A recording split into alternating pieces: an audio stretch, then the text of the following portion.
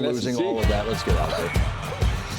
Dari thinks you know it's a big party when Darude shows up. International DJ sensation, creator of Sandstorm, flew all the way to Columbia to get the party started. And our Star Watch features Spencer Rattler, maybe the most unappreciated quarterback in college football, and one of the best running backs in Ray Davis. And with that, we welcome you to Saturday night.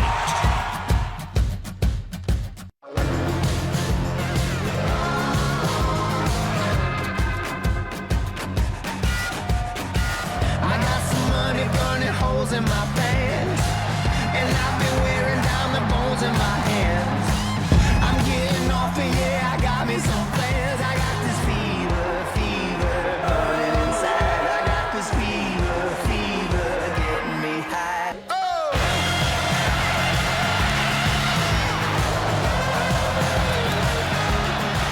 Welcome to SEC Saturday night. Let's have a great night.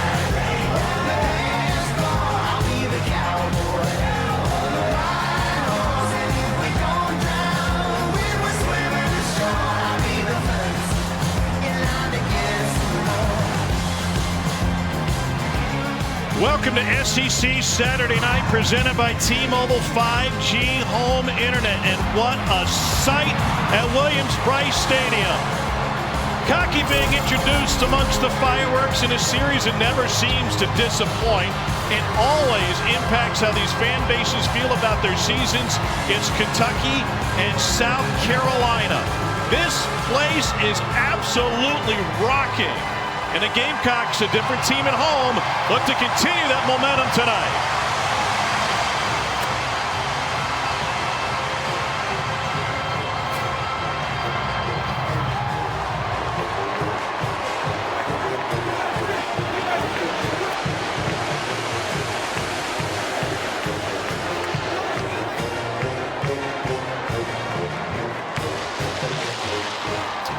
With the pomp and circumstance continuing, we welcome you. Tom Hart, Jordan Rogers. We got Cole Kubelik down on the field. Everyone's worried about the college football playoffs for South Carolina. Their postseason playoff really starts tonight. They got 2 games left. They need 2 wins to make it to bowl eligibility, and that rival from the upstate waiting next week. Now, they're a different team at home. They need to try to continue some of that momentum tonight as underdogs against the Cats. They need to find a little bit of that magic that they finished last season with, upsetting Tennessee and Clemson. Spencer Rattler got really hot, but they are playing with their backs against the wall, needing these last 2 to get to bowl eligibility, like you said. And on the other side, Kentucky trying to figure out what kind of bowl they're going to go to. So 2 teams with a lot at stake tonight. I don't know if there's another quarterback who has produced like Spencer Rattler, yet hasn't gotten the headlines in college football this season. All he's done is perform in the toughest league in college football, missing pieces including an offensive line, reinventing their backfield, introducing new wide receivers, and he hasn't skipped a beat. The journey has been unbelievable. Formerly a potential #1 overall pick at Oklahoma, the ups and downs of the offense last year culminating with a bang in how they finished. And this year, like you mentioned, musical chairs at offensive line, injuries all around him. The consistent has been #7. The way he has played in adversity, the way he's played from the pocket, the improvements that he's made, he's been fun to watch, man. Kentucky would love to find some consistency. What a start for this team. 5-0 to begin the season. The run game was the backbone behind that big blue line. And then the schedule got tougher.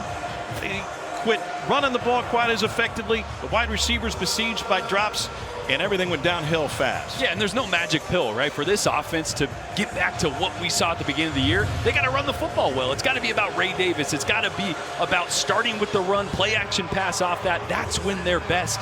We've seen them get down early in games. Last couple weeks, especially last week against Alabama, they need a fast start tonight, and they need it behind Ray Davis. We got to see some more of #1 like we saw against Florida earlier in the year. It's always a party under the lights here at Williams-Brice Stadium, but the environment owes a debt of gratitude to a Finnish DJ who created Sandstorm. South Carolina finally adopted it and made it their own, and it has made the pregame here in South Carolina and the entire game atmosphere one that is unrivaled in college football.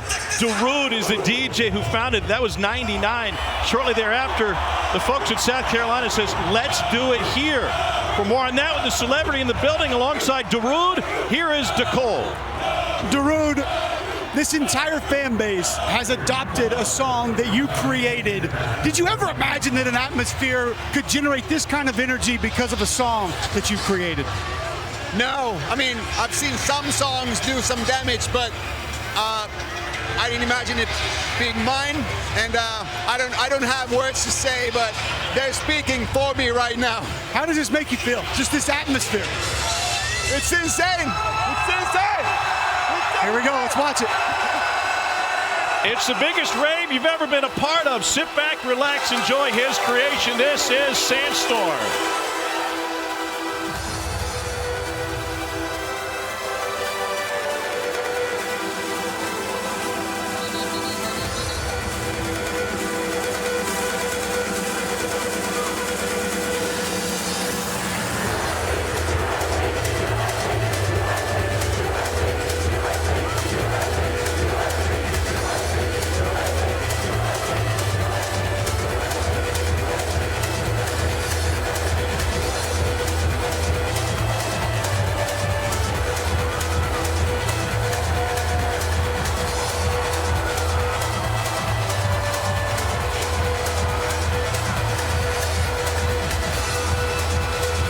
South Carolina won the toss. They've elected to defer, so Kentucky will put its offense on the field. Well, unless Shane Beamer has a trick up his sleeve early.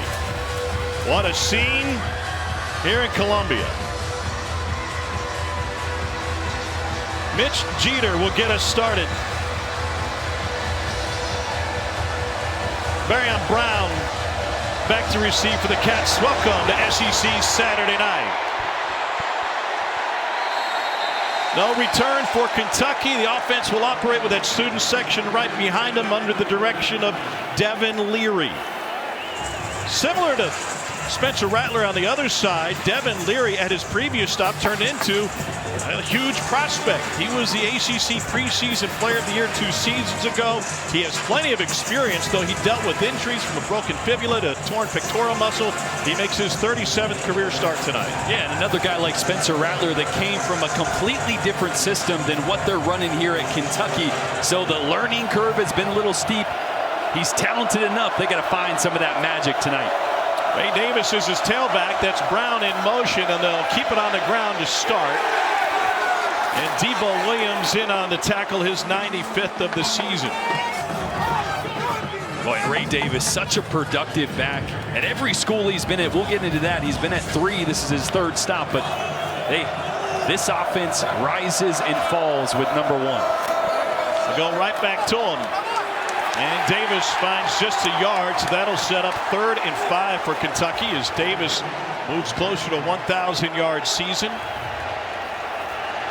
Just 66 yards away. It's a reshuffled offensive line. No Kenneth Horsey tonight. Dylan Ray at left guard. Jagger Burton at right guard.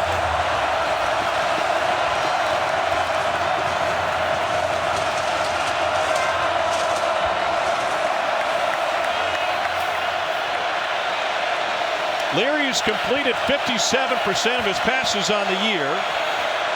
The wideouts seem to have solved the drop problem that plagued him in the first half of the season. Flag down, slant complete, stands as a first down as of now. But we'll see what the flag is about.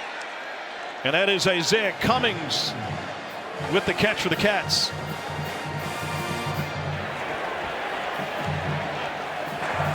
Illegal shift on the offense. 2 players moving at the same time.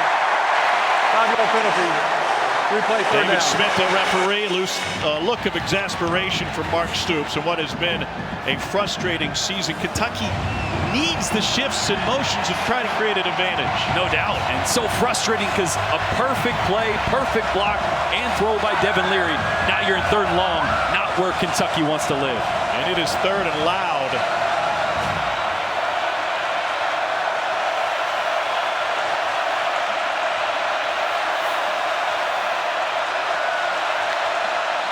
Four-man rush for the Cocks. Leary steps out of the pocket, gets taken down. Could not escape the pocket, and Jordan Strawn. Well, it's a good thought by Devin Leary. The slide protection is going to go to the left, which means Jeremy Flax is going to be one-on-one right here with Strawn. It's just a great job of redirecting, finding out where the quarterback's going to go after the initial pass rush here, redirecting and getting just enough O'Leary to bring him down because there was some green grass in front of him there if Strawn didn't get him. Wilson Berry to punt it away. The punt game has left Kentucky in a hole numerous times this season. It is Mario Anderson back to receive, and Kentucky having issues with personnel. Cole, what impact is the noise down there? I don't think that impacts you getting 11 players on the field for punt cover, but it is loud, obnoxiously loud. It's funny, I was talking to Darude right before you guys threw it down and interviewed him, and he said, you know what, it's almost intimidating. And I said, trust me, buddy, for that other team, it is intimidating. Rattler getting loose and wanting to take the field. Special teams miscue for the Cats. Well, I got this counter on here, so let's use it. Yep, that's 10. You usually want to play with 11, Tom. Well, unless you're allowed Canada. to. Canada would be 12, but I don't know anywhere that plays with 10. There's a lot of emotion for Shane Beamer. This has been an interesting rivalry between the two head coaches the last couple of seasons. And the weight of this game on the perception of a season where the margins are so thin in this league makes it incredibly valuable to both sides. Jason Kilgore is the man to return the punt for Carolina. Not a good one. Kilgore lets it go, and it takes a Kentucky hop. And here is Spencer Rattler after that 45-yard punt. Home is where the Rattler is for sure. 4-1 with an 80% completion rate. 15 touchdowns to 3 picks. What's the difference? Well, he's comfortable here at home, right? But this offensive line, we talked about how many injuries. Last week, the first time this O-line started the same rotation 2 weeks in a row. When you're on the road trying to communicate and there's not continuity and it's loud, makes it hard. So at home, the communication and protection from the offensive line has been much better. And when that's the case, Rattler plays at an extremely high level. They're tied for 123rd out of 133 in sacks allowed this season, but didn't give one up last week, and now procedure penalty against South Carolina with movement. False start, 51 on the offense, 5-yard penalty. That's Trey Babalati, the freshman left tackle in South Carolina, immediately pointing at the Kentucky defensive line, insinuating, my guess is that they were simulating the snap count. Nick Gargiulo, the transfer from Yale, is the center. And Rattler backed up now 1st and 15.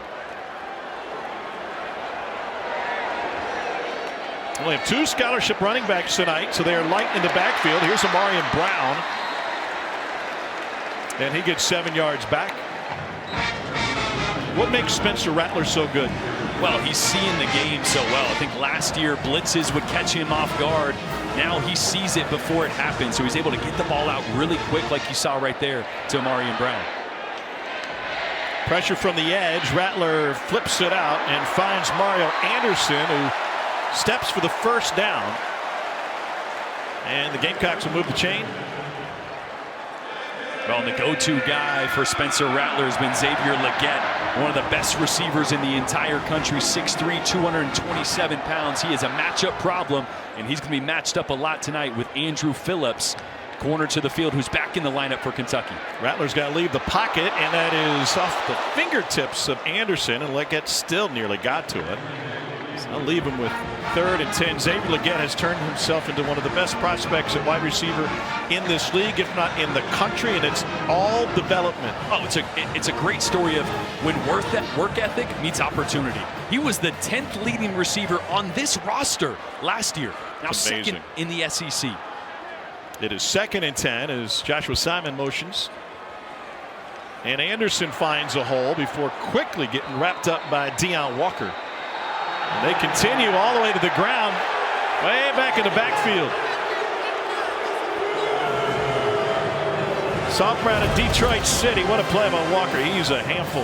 Yeah, he's a guy they're going to have to know where he is at all times. A lot of times, the stats really don't reflect his impact on the game. He's not filling up the stat sheet with tackles, even though he got one there, or quarterback hurries. He's got a bunch of them, but he impacts the game by eating up double teams and forcing the protection to know where he is at all times. He might be the biggest, best bowler you've ever seen. As high as 285. Got 3rd and 7 now for South Carolina. Rattler on a dime to Leggett for his first grab. Covered by Andrew Phillips. Yeah, and actually that time Andrew Phillips followed Leggett from one side of the field to the other. So a little man-to-man matchup, not usually what Kentucky does. They're much more of a zone team, but it looks like they like Andrew Phillips on Leggett that time. Great route and even better ball placement from Rattler. Phillips was not on the field last week for Kentucky in their loss to Alabama. He may be less than 100% tonight. Little swing pass. Anderson dropped it. Might be a live football. If it was a lateral and it's quickly covered by Simon, the difference would be yardage on 2nd down, and they say it was indeed. And once again, 2nd and long for South Carolina. The ruling on the field was the pass was backwards, recovered by South Carolina. I don't think that's right. 2nd down. I agree with you. I got an angle here that looks, I mean, just maybe a foot or two ahead. Yeah. You see, that's definitely not backwards. That should be an incomplete pass, and they should get those yards back. And they'll get buzzed down from the replay booth. Or Shane Beamer used a timeout to make sure they get a nice long look at it. That's a 4 pass, he said. Lip reading skills are on point early on. Well, this is a big call coming out of the timeout. And initially it looked definitely forward. Now it looks like it's down the line. After further review, the ruling on the field stands of a backwards pass. 2nd down. Because that's what it was called on the field, yeah, you'd have to have enough information to overturn it. Yeah, so I was saying down the line, it looked like it was just directly where he released it, where it was caught. So since it was called backwards on the field, I think they didn't have enough to prove that it definitely was a forward pass. So that little gray area there. It was a booth-initiated review, so South Carolina has not charged a timeout. And the Gamecocks left with a 2nd and 15. And in play action, Rattler trying to fit it to Anderson. What a catch! He was blanketed by Trevin Wallace. Wow. Good hands by the former Division II star from Newberry College. Yeah, Anderson, great running back. Not really known for hands like this, but watch this snag. Back behind him a little bit. Great coverage by Trevin Wallace, and that's a big-time catch there. 8th play of the opening drive for South Carolina after forcing Kentucky to punt.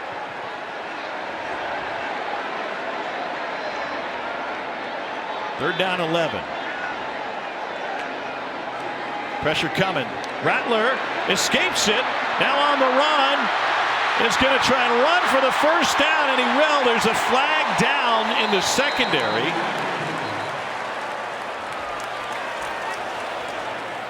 He's been sacked 36 times this season, 4th most in the FBS. Holding on the defense, number 23. 10-yard penalty will be added to the end of the run. First down. That's Andrew Phillips who got flagged. Yeah, Phillips working his way back from a hamstring injury that caused him to miss last week against Alabama. That time, out of contact there with Amarian Brown. One of the reasons Mario Anderson's been able to make his way into the lineup. You saw him solid in pass pro right there. Yeah. They're missing some key pieces, including the carry-on Joyner. Not available tonight. Rattler able to complete another. This is Joshua Simon. Rattler's been at his best early on. Leads the country in completion percentage in the first quarter at 84%. Yeah, and at his best when they change the launch point. What does that mean? Well, normally as a quarterback, when you drop back straight over the center, whether it's a 3-step, 5-step, no step. When you change the launch point, you send the offensive line one way, and then the quarterback will reset, maybe over where a tackle was, trying to get distance from that defensive line. Exactly what they did there. They're going to go with a Wildcat, and that turns into a first down run for Lenora Sellers, listed as the 3rd-string quarterback behind Doty. They've got high expectations for this young man. Oh, such a great athlete. Offensive coordinator Dow Loggins mentioned we're going to have something for him, right? I mean, only have 2 scholarship running backs and really one in Mario Anderson, the other a true freshman. So we're going to see some guys, maybe Sellers a little bit more, maybe some Xavier Legette or Joshua Simon, the tight end that's athletic. All of them may have a part in the backfield today to make up for the injuries at running back. Simon motioned. Rattler goes to the end zone, wide open. It's Xavier Legette.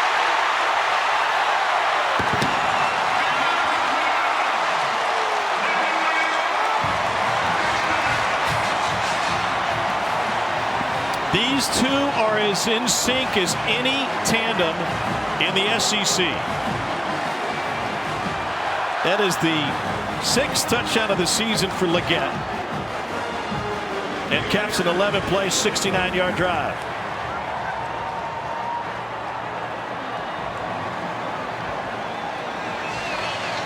Mitch Jeter for the point after.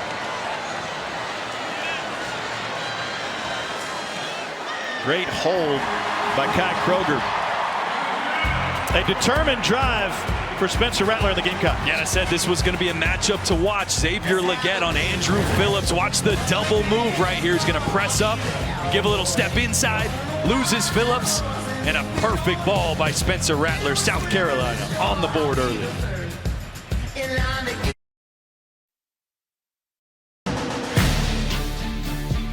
SEC Saturday Night is presented by T-Mobile 5G Home Internet, connecting homes across the SEC, and in part by Mercedes-Benz. The holiday love celebration is here, now through January 2nd. But history of fantastic receivers here in South Carolina, and now Xavier Legette has developed into one of those 1,000-yard receivers. Over 1,100 on the season. And that touchdown getting South Carolina on the board. What a scene here. They had Darude in the DJ booth in the cockpit.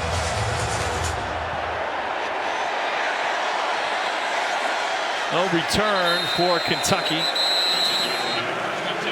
And it brings Devin Leary back out again with it. Look, my man, I'm suddenly in the mood for a glow stick. You're a big rave guy? I am now. Big EDM guy? I am now too. How could you not be? This crowd is electric, and Darude, he's probably like, I could get used to this. Just wondering why there's so many football players at his music festival tonight.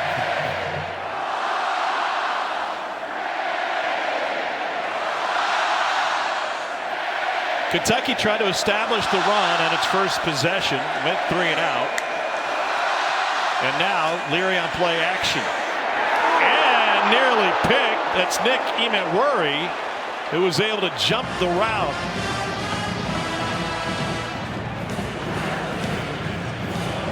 Boy, in South Carolina coming to this 3-3-5 look. They've been doing a lot more of the last couple games, trying to help shore up the protection on the back end. Really an umbrella coverage. We'll break it down a little bit, but one way to try to help out this secondary in that time, Emantwuri all over Devin Leary's eyes. He stared that one down.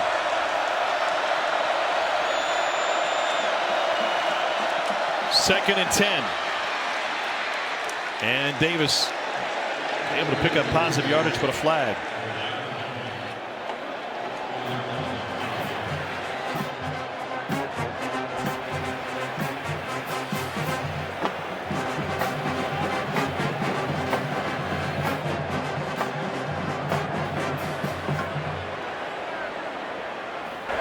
Personal foul, face mask, number 73 on the offense.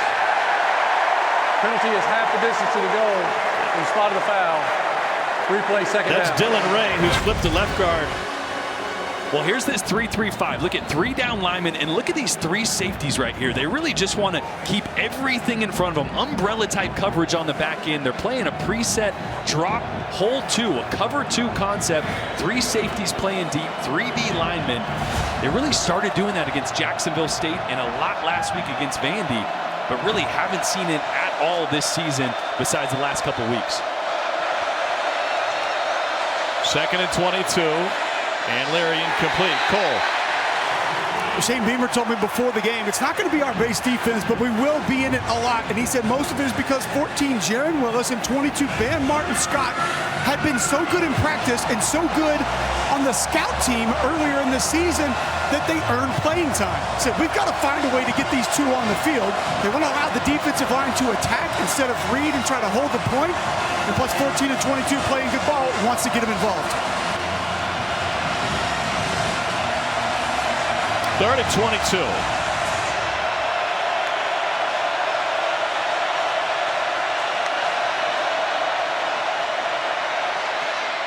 Little bit high and incomplete. Leary off the mark tonight. That was Tavion Robinson, the intended receiver. And now the Cats having to punt it away. Cole talking about getting guys involved from a health standpoint. This is a really beat up South Carolina team, and the longer they can hang in games, well, the more momentum they're going to pick up.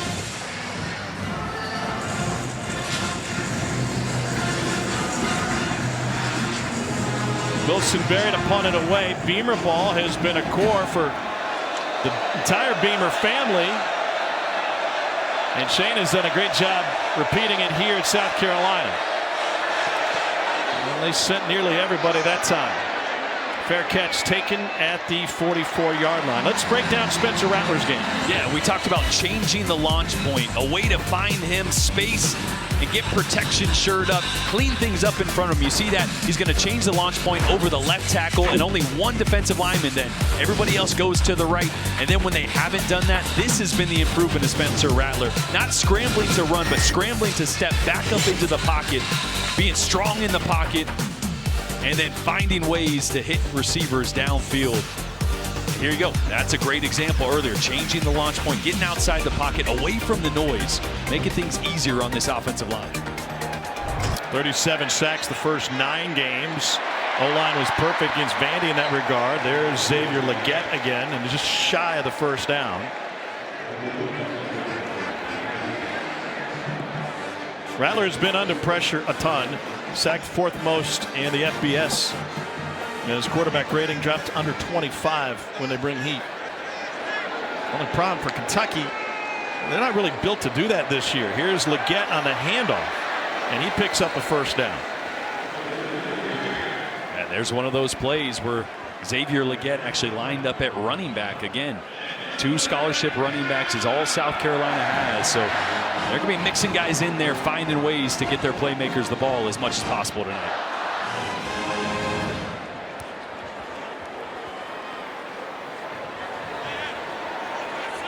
It was an 11-play drive to open the scoring for South Carolina. Now they're trying to grind out another. Rattler on a dime, complete to Nick Harbor, the promising freshman with a gain of 18. Boy, and the trust that Spencer Rattler has had in Nick Harbor as he's developing. He's got all the talent in the world, but his hands have been a little hit or miss. Not a natural catcher of the football, but great hands here and a great rip by Spencer Rattler in the soft part of the zone coverage. He's got world-class speed and size, and here's Deion Walker to swallow up another. That's Mario Anderson, tackle behind the line of scrimmage. You look at what South Carolina's missing, it's easier to understand the 4-6 record. They've lost 6 offensive linemen for the season. Juice Wells hasn't played since mid-September. Carrion Joyner, Juju McDowell out, and O'Donnell Fortune is unavailable tonight. Non-injury status for South Carolina, the defensive back, but most of those on the offensive side.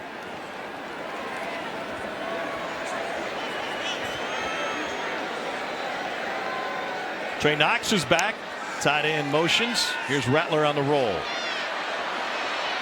A little pump fake to buy some time. Did not slide, and he got crushed. Keaton Wade came flying in for the tackle. Just a little sprint left. Again, trying to get Spencer Rattler out of the pocket. That one you might just want to throw 10 rows up. Save a hit, right? Or slide 3 steps earlier. Yeah, totally. 8 of 9 start for Rattler. Heisman favorite just a couple of seasons ago at Oklahoma. Lost the starting job there, transferred to South Carolina, and really hit his stride in the last third of the season last year.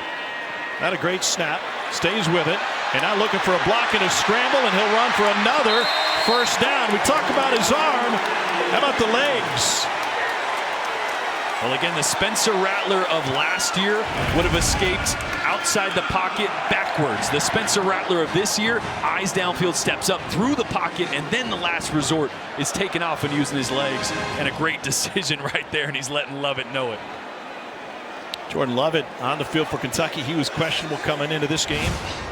They've been banged up on the back end of that secondary.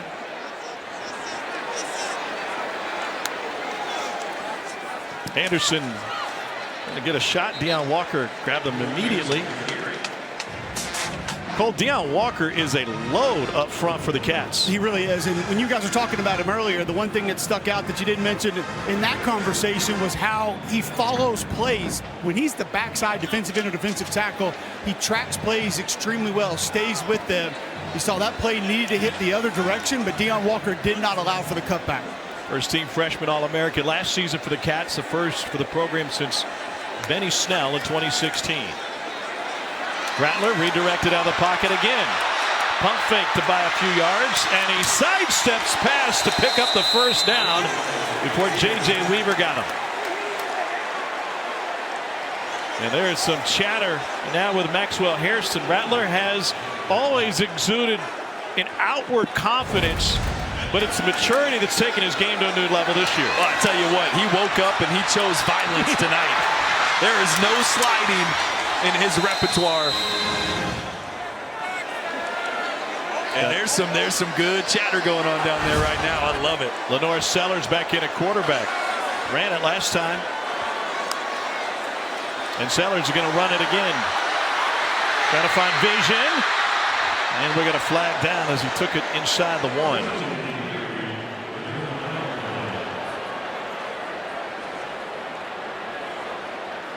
I think it actually might Holding, be. number 23 on the offense. 10-yard penalty from the previous spot. Replay first down. That's a freshman running back, DJ Braswell. They've had to press him into service here late in the year. And that's a challenge you get with playing young players, right? Yeah, with a couple of your veterans, a couple of your better running backs out. But this is the part you love. A little bit of coaching there, a coaching moment for a young player. Ontario Hardesty, former standout at Tennessee, the running backs coach here at Carolina. They're going to split out Rattler again and go with Sellers again. Sellers fakes the throw, and on the design draw, able to pick up 5.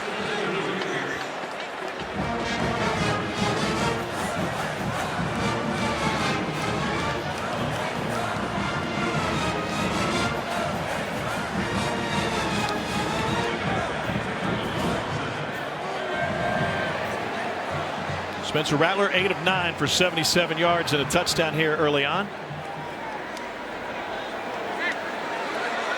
Carolina dominating the plays. They've run 20 to Kentucky's 6. And you see the results in the yardage difference. Rattler pulls it back, having to think about it. Now on the run. And he goes tumbling down after a gain of 1 and stayed in bounds. And that will leave 3rd and goal. Yeah, good job by Kentucky there. They dropped 8. So only rush 3, no window, nowhere to throw the ball for Spencer Rattler. What do we make of Rattler's willingness to take these hits tonight? I mean, they're 4-6. They got to win 2 to get to a bowl. I mean, I think he's in the mindset, as well as this team in the mindset, that you leave everything out there tonight. They are perfect on 3rd down so far tonight through 2 drives.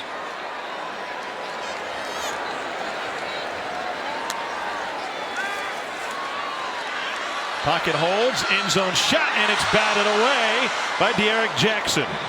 And Cole, isn't it interesting that when De'Aaron Jackson came to the sideline after that last drive, Brad White found him as the first player he wanted to coach up? Brad White was almost out on the numbers, went right to 54, had a lot of coaching points for him. They spoke for about a good 2-3 minutes before he actually went back over to the bench area, Tom. So South Carolina on 4th and goal. 23-yard attempt now for Mitch Jeter. 11 of 13 on the season. And Jeter drills it It's a line drive. It is a 10-0 lead for South Carolina here in Soda City. And what a night at Williams-Brice. Dari Noka in studio. It's our 5-star play presented by Yellowwood, Florida, Missouri. It's the Gators that strike first, needing one win to become bowl eligible. Graham Mertz to Trey Wilson, 80 yards in 5 plays. What a start. They're going into the second. Gators up 7-3 on Missouri, guys. All right, Dari, thanks. Going to be chilly and rainy before that one finishes in Como. It is beautiful weather here in the Outer Columbia tonight. Temperatures in the 60s under the lights here in Columbia. And this kickoff from Jeter will have a chance to be fielded on the ground ball. It's Barrion Brown looking for a seam. Couldn't get past the kicker. And he takes it to the 25-yard line.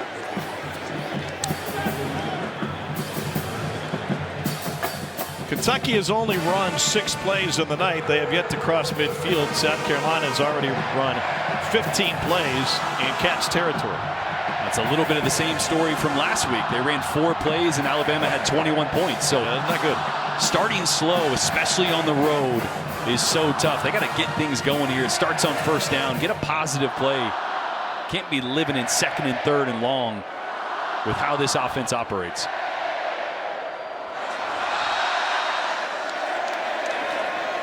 Handed off. Sumo Karngbe straight up the gut, picks up a few, and that'll take us to the end of the first quarter. It is an emotional night here at Williams-Brice Stadium. Spencer Rattler letting his game and his mouth do the talking. You are not related. There's no ancestry connecting you. But look how similar you are. You work at it. You keep going. You may not be brothers and sisters, but if tough were a gene, you would be.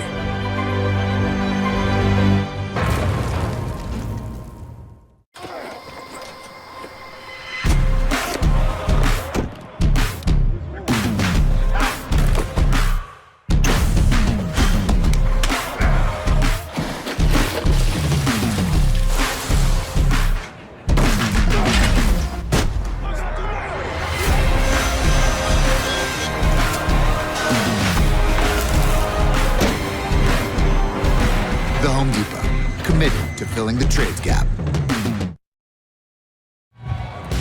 Welcome back to SEC Saturday Night, presented by T-Mobile 5G Home Internet. Moments ago, Cole and Shane. Coach Beamer, the usage of different players on your roster is kind of like sandstorm in the stadium. It never stops. You just keep going. You have 2 new guys playing linebacker on defense, Xavier Legette in the backfield on offense. Is that just something that has to happen for this team to win these last 2 games? Yeah, we trying to get our best players on the field, first of all. That gives us the best chance to win each week. Offensively, it's just with the injuries. You know, we're down. We only got 2 scholarship running backs tonight. And Mario's a workhorse, but we can't expect him to be out there every time. So we got to mix it up with Legette, Josh Simon. We got all kinds of fun stuff in our pockets tonight. Thanks, Coach. Thank you. All right, Cole, thanks. Meanwhile, Cats will pick up their first down of the night. On the defense, number 1. 15-yard penalty from the previous It was DQ Smith first down. colliding with Barrion Brown for the pass interference flag. Yeah, Barrion's a guy they got to get more involved. He had a quiet day yet last week against Alabama.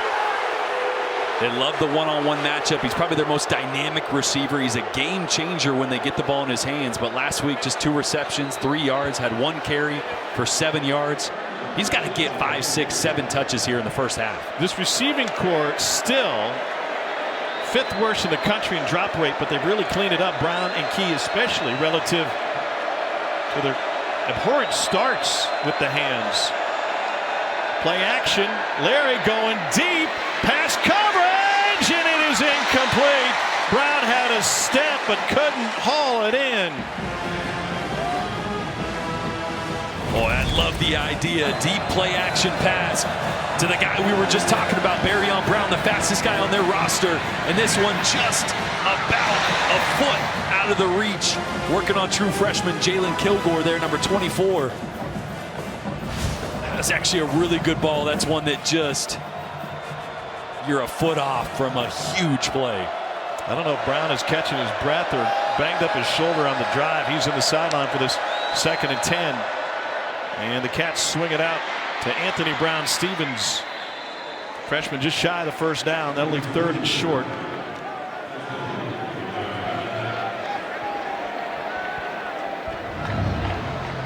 Demi Sumo Carnbay has seen plenty of time in the backfield tonight, which is interesting for the Cats. Ray Davis came in 2nd in the SEC in rushing. He's on the bench for this 3rd and short.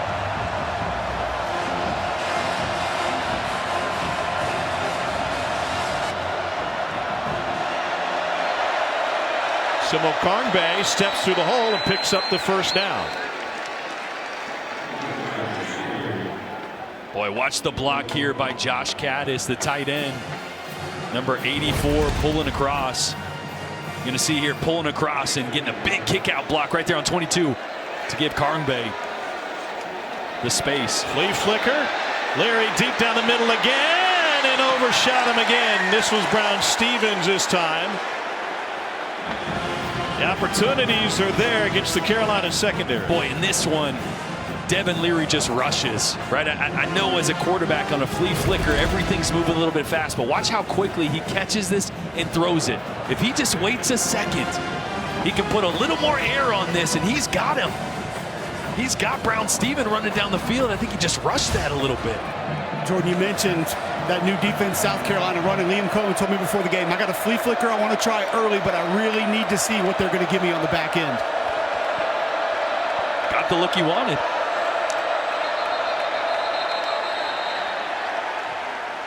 False start on Kentucky. False start. 84 on the offense. 5-yard penalty.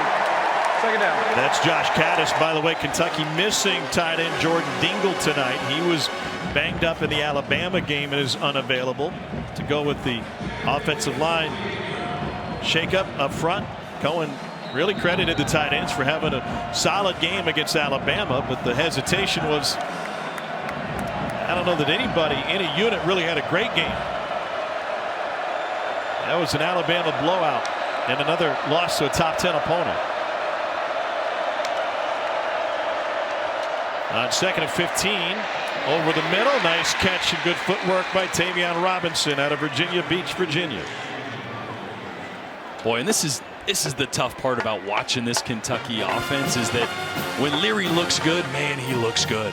I mean, that was a rip right there on a dig route, right in the window to Tavion Robinson.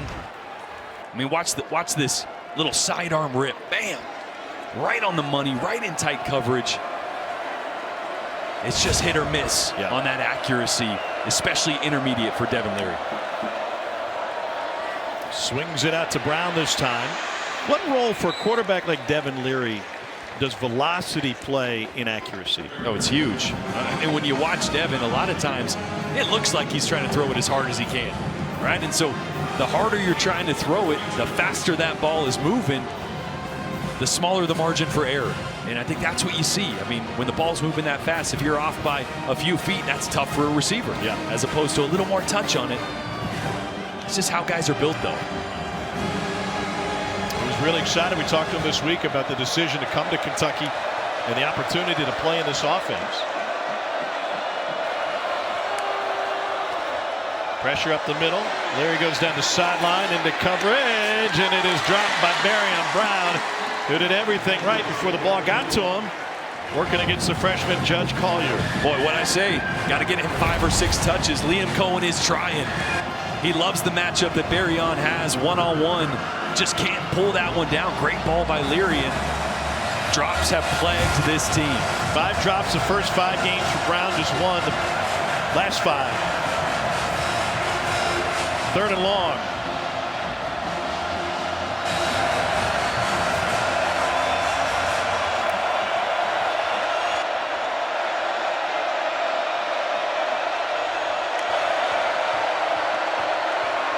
Leary on a line. The completion to Isaiah Cummings. Oh, this is a great throw. It's a corner route in soft cover 2. The flat corner You can see he's getting a ton of depth. I mean, that ball has to be on a level 2, right? Not a line drive. We just talked about it. Putting a little touch on that. He did it that time, and that was a perfect throw. So a fresh set of downs. This is the 10th play of this drive for Kentucky.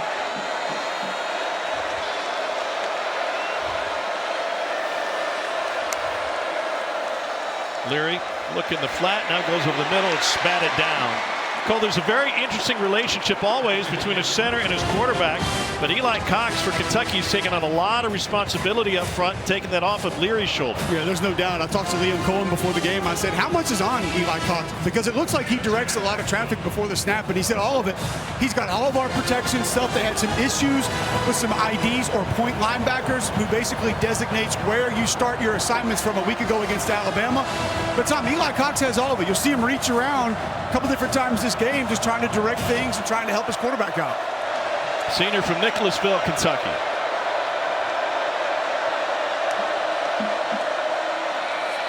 Leary hands it off to Ray Davis, who's back in the game and is able to pick up 5 before Nick Eman-Worry brings him down. And Davis, just like that, is back out of the game. Yep. No, he's not. Thought he was. Really interesting, the second leading rusher in the SEC, only seeing limited time tonight. He has been up and down this season, and the last few games has really struggled to find that same production he had in the first half of the year. 3rd down 5.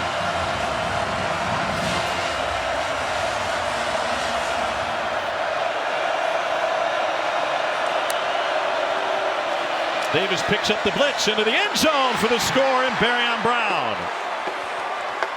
7-yard strike from Leary.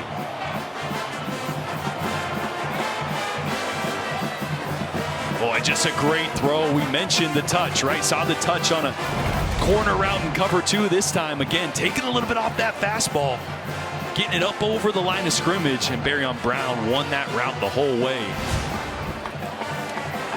It was great to see him convert that, because 2 plays earlier, Josh Caddis tight end wide open in the end zone on that batted ball.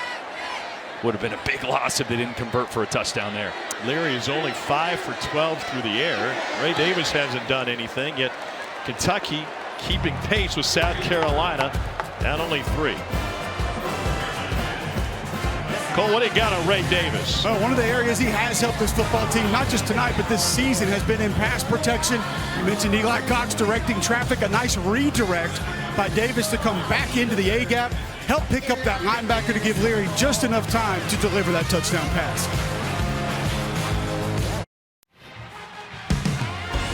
If you drive this fast around 5 points, it's probably going to get you.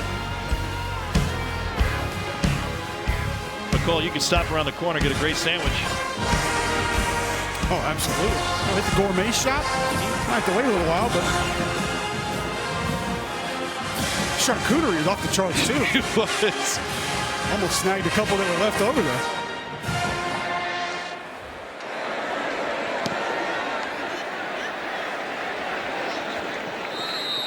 10-7 South Carolina with the lead. Let's take a look at Fansville, brought to you by Dr. Pepper. Someday I want to be in the zone that DeRude is in here in the mid-state. He is flat feeling it. Created Sandstorm and reaping the benefits. South Carolina, what's going on? This has been a long time coming. I think you know the deal. The Finnish translation for Goosebumps is Hanhen Puplat, and that's what he's got tonight. Wow, that's a great pull by you. Thank you, Google. Too many people believe it, though. Also, the soul patch coming back. He's bringing it back. If anybody can, it's DeRude. Here's Mario Anderson bouncing off of dudes up front for the Cats. That is a big defensive line. Josiah Hayes and Deion Walker both making some noise up front tonight. Yeah, and this is where this Kentucky defensive front and really what we're used to seeing from Kentucky, the physicality, has got to take over. They have to make South Carolina in this offense completely one-dimensional. Try to force Spencer Rattler into a bad decision. And made one yet tonight. He's 8 of 10. Leaves the pocket again. What a move! Went Olay on him, and he dives forward to turn what could have been a loss or a minimal gain into a pickup of 7. He's averaging 7.5 yards a carry. Well, Brad White said, look, he's not a Jalen Milroe type. He's a little bit more like Brady Cook. Mobile in the pocket, can make you miss. And boy, Spencer's cooking right now in the pocket. Nice crossover, 3rd down 3. Hit him with the boom bottom. He did.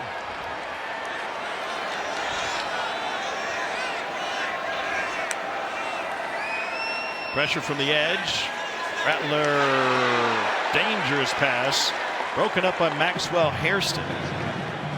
That for 5th in program history in interception return yards. Yeah, I thought it was interesting. Dow Loggins mentioned, look, 4 or 5 of their best players for Kentucky all play to the boundary. You want to try to throw to the field and run to the field as much as possible. That time, a little bit of a hesitation by Spencer Rattler, looked away, then came back to it, and can't do it against Maxwell Hairston. Interception machine. Here's Kai Kroger, great punter. Also a very effective passer in his career. 7 of 8 on fakes. And the lefty had a great kick here. He was booming on pregame. And that one will check up right at the 30. We've got a 3-point game, 2nd quarter from Columbia.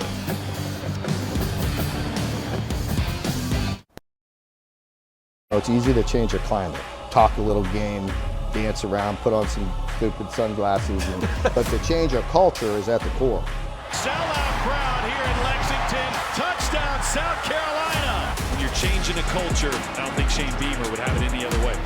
We talked about stupid sunglasses and dancing. Come on, come on.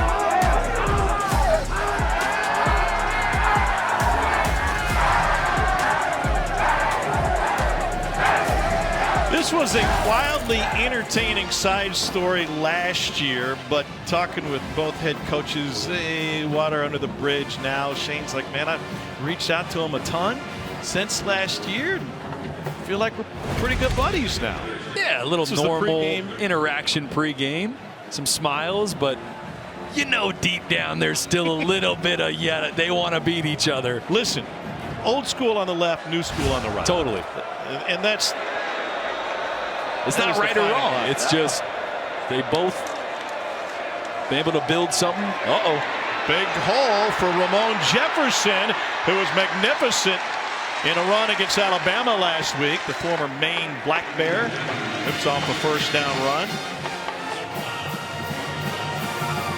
I thought it was interesting talking to Shane Beamer. He kept mentioning we got to get back to having fun, right? When you're on a losing streak and injuries are everywhere on the field, he's like, we stopped showing highlights in the facility. Now everything that runs on the TV 24/7 is just guys celebrating, guys having fun, right? He wants his team to embody that. And they got a tough 2 games here to try to get bowl eligible, but trying to get some of the good vibes back in the building. South Carolina picked up a fumble on a bad play to start the game last year, never looked back. Leary has to scramble. He's got the entire field now. Whoa, he got leveled on the slide. That'll bring a flag. Debo Williams delivered the hit, and plenty of pushing and shoving afterwards. Alex Huntley, not shy, got in there. I think Debo's challenge here was, when was the slide started? And that's what he's trying to claim. He slid too late. Now, targeting doesn't care if you slid too late. Boy, last couple of weeks, Devin Leary has been banged up. Banged up against Mississippi State, banged up a little bit against Alabama, and took a huge hit there. Dead ball, personal foul, unnecessary rumpus, number 0 on the defense. 15-yard penalty will be added to the end of the run. Automatic 1st down. We're going to go to break. By the way, the replay room can put targeting on if they think it was, if they see it on tape. That is not the call here. They tend to Devin Leary on the field. And Mark Stoops stating his case. Leary has had to deal with injuries left and right over the years. Torn pectoral muscle at NC State and a broken fibula in another game early in his career. And he's still being tended to by the athletic training staff. This is the hit. Be back in a moment. The replay booth took a look at this hit on Devin Leary and deemed it was not targeting. But because the quarterback had given himself up and was defenseless, then it is a 15-yard penalty. Yeah, so because he's defenseless, targeting would be forcible contact to the head or neck area, so they deemed it was a little lower than that. And as you saw, a little more the side of the helmet, not quite the top where the crown is. So Kaya Sharon is in the game now for Kentucky. Leary back in the tent for the Cats, and he will hand it off. And here's Ramon Jefferson again. And all he does is bite off big chunks. Grew up in the Bronx, was recruited by Liam Cohen when Cohen was in Maine, and now Leary asking if he can get back in, and they said go back over there. They're testing him out and continuing to get some runs in.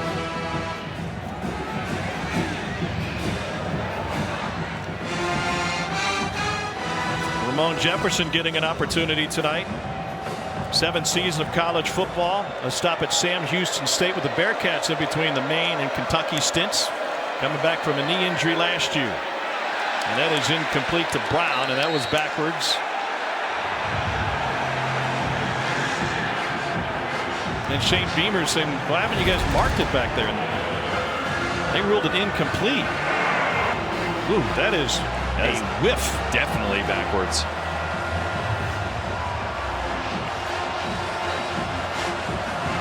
And what a huge difference it is. It leaves second and 2. Under further review, the ruling on the field was the pass was and now they will review it.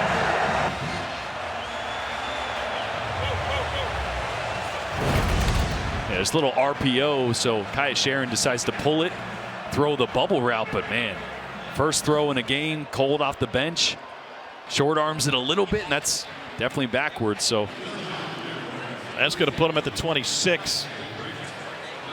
And that's going to make it closer to 3rd and 8 instead of 3rd and 2. Well, that changes your play call a little bit, doesn't it? Yeah. Especially with Devin Leary, who was back in the huddle, back on the field after taking that huge hit a couple of plays ago. Take it back. I'm sorry. That was Sharon who was back in the huddle.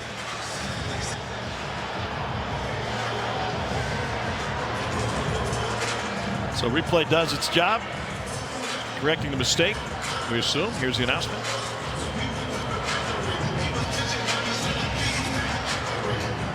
Got to wait for the DJ to stop playing before the announcement. After video review, the pass was backwards. The ball will be placed on the 26-yard line. 3rd down.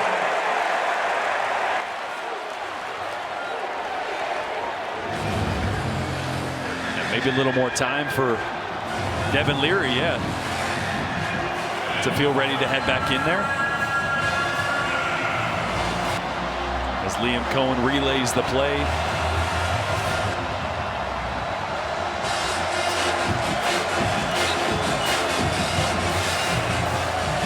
They'll make it 3rd and 9.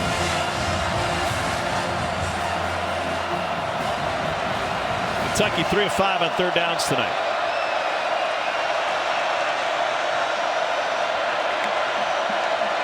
Leary looking for Dane Key. Now he goes the opposite way. That's caught for a first down by Barrion Brown, who spun free but stepped out at the 9.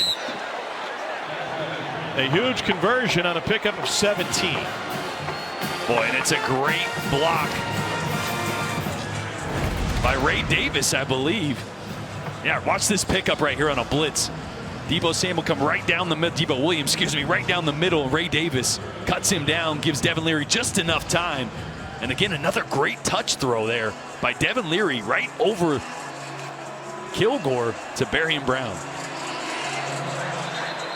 So that puts Barrion Brown over 1,000 yards receiving in his career. The previous play is under further review, ruining the spot on the sideline. They want to see exactly where Brown went out of bounds.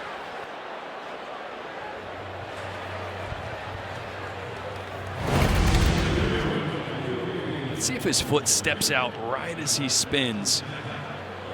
Right there. Ooh. I think the heel was up on that one. Yeah. And maybe right down there. on that one. Yeah. And that's where he was originally ruled to have stepped out on the field. Let's see, right toe down. Is that heel? Oh, I don't know. That heel might come down a little bit in the white there.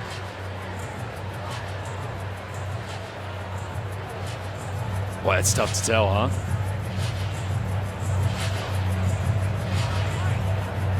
Matter of 4 yards or so.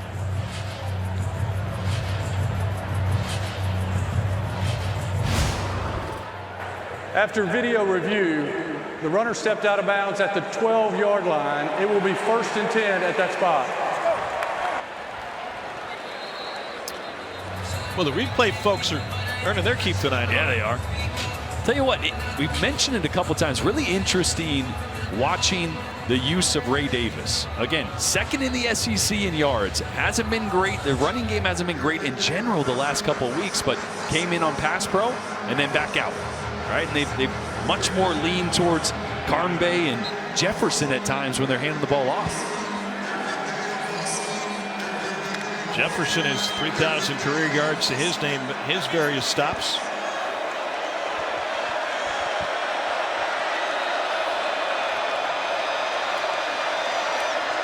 And he slipped trying to make a cut in the backfield.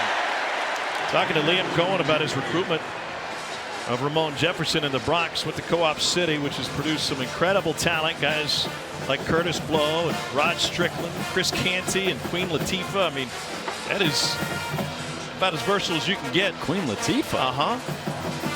Covered every spot of that map. Yeah. At a Truman High School in the Bronx. What a rise for Liam Cohen from Maine to the NFL to Kentucky and back again after a couple of stints with the Rams.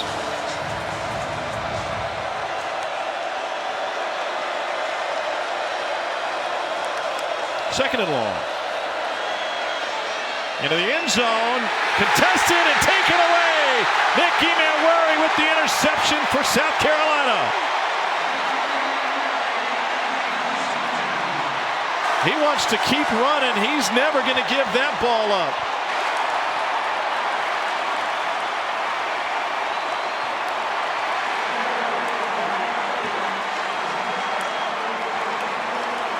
First interception for the sophomore from Irma. Leary watching the replay on the big board. Just a hair underthrown, and Emanwari made the play. Yeah, trying to find Isaiah Cummings in for the injured Jordan Dingle, and the 6'3" Emanwari does a great job undercutting the corner route and using that height to climb the ladder. And a huge turnover for South Carolina.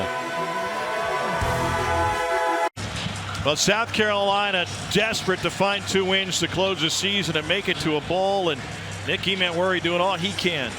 And he took it all the way to the crowd. What would we call the Lambeau leap here? The Darude leap tonight. Yeah. Rattler able to complete it on first down to Trey Knox. Arkansas transfer. Great visit with Trey here in the stadium yesterday. Oh, he's a big dude, 6'5", 240. Well, he's put together well, and maybe one of the most surprising pieces of information we've gotten all year. Oh, we'll wait for that. Leggett with a change of direction in the backfield. Trying to do it again. And he won't survive. Gets taken down finally by Trevin Wallace. It's a loss of 17 yards. Well, when you play running back a lot, and Leggett doesn't, again, he's going to get a lot more touches in the backfield because of how banged up South Carolina is. But you can reverse field once. Twice, never works, especially with Trevin Wallace on the other side. I don't know. Cole did a U-turn on Gervais twice. Well, Cole's a crazy driver. You never trust him. Define crazy. Well, speed limits are more like guidelines. 3rd and Sumter here for the Gamecocks. Kentucky drops 8. An initial hit on Knox. All right, Cole, finish the Trey Knox tease. Well, Tom, you were just talking to him about his career and coming to South Carolina, and I said that transition to tight end at Arkansas, I said, I feel like it's all played out now. He said, yeah, it was rough in the beginning. Coach Pittman kind of fought it. And I was like, yeah, most guys don't like moving inside. He goes, no. They wanted me to stay outside. I wanted to go inside. I wanted to play tight end. I welcome the physicality. Shane Beamer also telling us you can't get the kid off the practice field. He wants to be at every drill, every rep, all the time. He also wants your job once he's done playing. I'm probably going to get it. Got better hair. 4th and 18 to punt it away. Tamion Robinson in midfield. Over the shoulder. Trying to make something happen. And he went the wrong way on Yuji. Let's get to the studio. Here's Dari.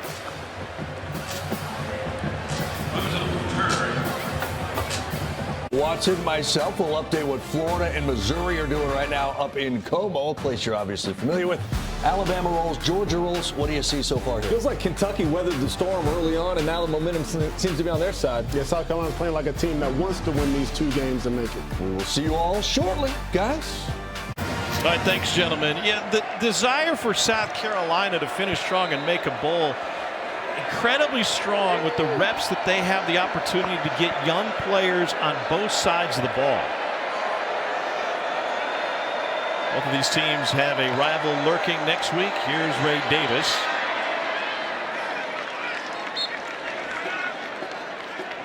Davis against Florida went for a career high 280 yards and 3 touchdowns and 26 carries. It's like Kentucky just hasn't been able to replicate that performance. No, they really haven't.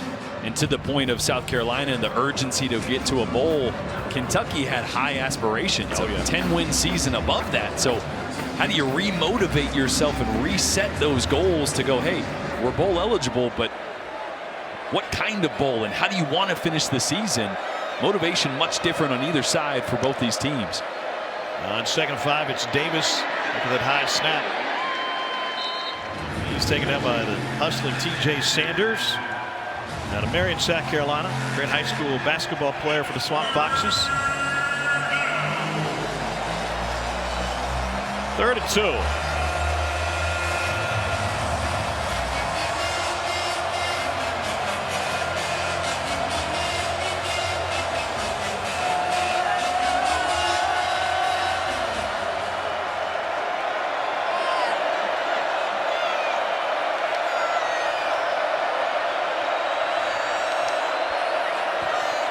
Larry looking for the slant, and he's able to find Dane Key. Reverses direction, lost the football. Taken away by the Gamecocks and DQ Smith. It ends up in the hands of Emory Floyd eventually, but Jalen Kilgore forced it out, and we got flags on the field. South Carolina's defense providing momentum. The Worry pick, and now the fumble recovery against the South Carolina bench. I don't think Shane Beamer is going to mind a bench warning when they can play with momentum like this. Well, this just cannot happen. A great read, double slants to the field. Devin Leary works inside to the slant first, not there.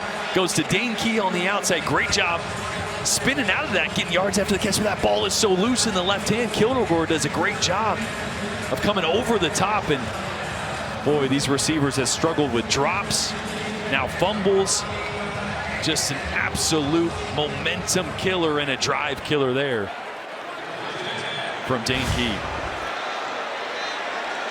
Receivers you talked about, a key part of the promise of this Kentucky team going back to the offseason.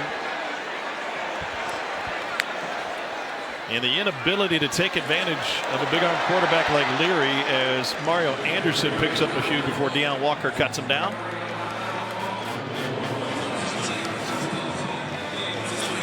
Walker carrying the load tonight. Coming off a 5-tackle game against Bama.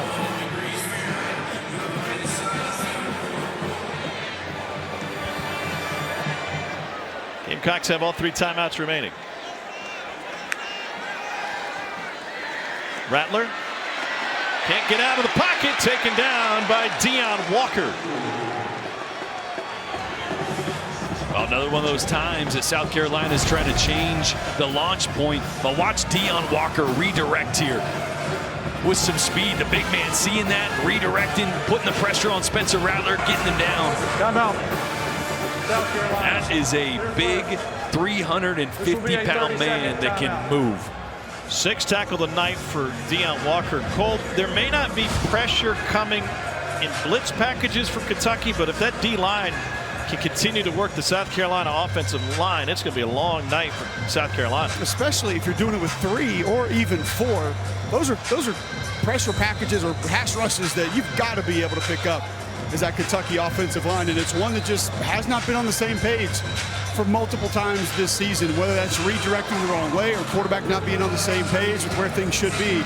You rush 3 or 4, that's just getting beat 1-on-1 or maybe even 2-on-1. Well, Deion Walker is an incredible athlete. He was a great basketball player on a loaded team at Cass Tech in Detroit. They had 2 300-pounders in the paint. That's Jackson Pruitt, who's playing at football at Temple now. We asked Deion, did you find any other centers about your size? He said, well, dude we went up against was 6'10", 250. So no, not even close. That was a great high school basketball team, and Rattler is able to complete it to Anderson. A little shake there, and he goes back to the end zone to pick that one up, and he's banged up. I mean, just look at Deion Walker's ankles, though. I mean, for a guy who's 340 pounds, you're not supposed to have ankles that small. He's got to be athletic. He has 0% body fat from the waist down. Makes it 0 look good, doesn't he? Anderson took a nasty hit. He kind of turned his back to the defense after he initially broke through. Looks good on the sideline now with the athletic training staff. Boy, and they need him. A great effort here on 3rd and 12 to try to pick up that extra yard. Kentucky has elected to take the 10-second runoff. South Carolina will not use a timeout to avoid the 10-second runoff. Clock operator, please reset the game clock to 59 seconds. That was just a pile drive. 49 seconds. Yeah, 10-second runoff for the injured player. South Carolina elects not to use the timeout with 49 seconds left in the half. Thank you. And they're looking at a 4th and 1. Boy, that's good to see, right? With South Carolina already down a couple running backs to carry on Joyner, Juju McDowell out. They can't afford to lose 24.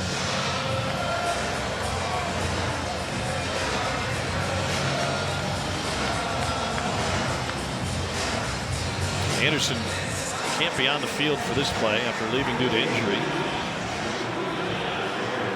Carolina's going to go for it. They've converted 35% of their 4th downs this season. DJ Braswell is the running back. Try to get him to jump.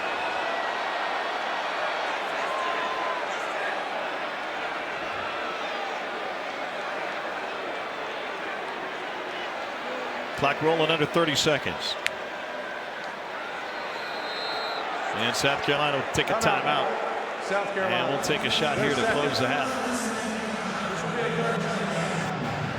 This season, for every field goal and extra point made by participating universities, Allstate will make a contribution to the university's general scholarship fund.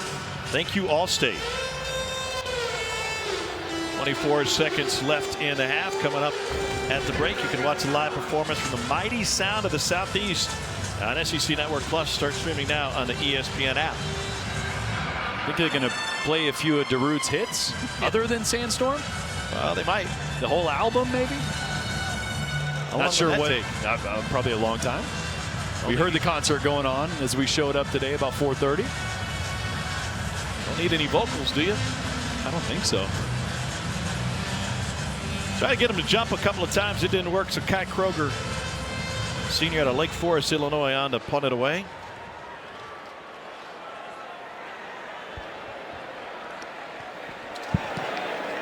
That's better. That's what we saw from him in pregame. Even the Kentucky coaches were marveling at Kroger's big leg. And so Kentucky will get it with 13 seconds left. Wouldn't expect him to do anything here. But what's the message in either locker room, especially on the Kentucky side? Just, I don't want to say they seem uninspired, but they haven't been able to find any rhythm yet. No, they got to be better on first downs, right? Incompletions on first down, stopped runs on first down. They're just setting themselves up to be in bad situations behind the chains. I think Liam Cohen's got to figure out how to get the ball to Barryon Brown, how to get Ray Davis going. Both those guys have been a little quiet in the first half. Well, the production is dead even, 133 yards apiece. South Carolina just 2 more plays than Kentucky. In a game that means so much to South Carolina, Shane Beamer's program playing with a ton of energy tonight, reflective of what the head coach has provided on the Gamecocks sideline. Or let's get you down to the field. Coach Beamer, you told us there was a big stretch during the season that your team just could not take the football away. What did you feel when you saw Jalen Kilgore rip that ball out? Love the way they're playing on defense right now. A huge play by Nicky Manwari on the interception. We got to keep better leverage on the receiver, but heck of an effort by Kilgore. Our defense is playing their butts off right now. Right now we're getting our freaking what's kicked up front on the offensive line, and we haven't blocked 0 since we took the field tonight. So we better figure out a way to block 0 and find a way to sustain some drives. Thanks, Coach. Thank you. It's all right. It's after dark. You can say butts. South Carolina with a 10-7 lead at the break. Plenty of improvement on both sides. Looking for that in the second half. Let's get to the studio. Here's Dari. All right, guys. Thank you much. 3 butts in the. From Williams-Brice Stadium, welcome back to SEC Saturday Night, presented by T-Mobile 5G Home Internet. As we hit the second half, they turn out the lights and get this thing revved back up again.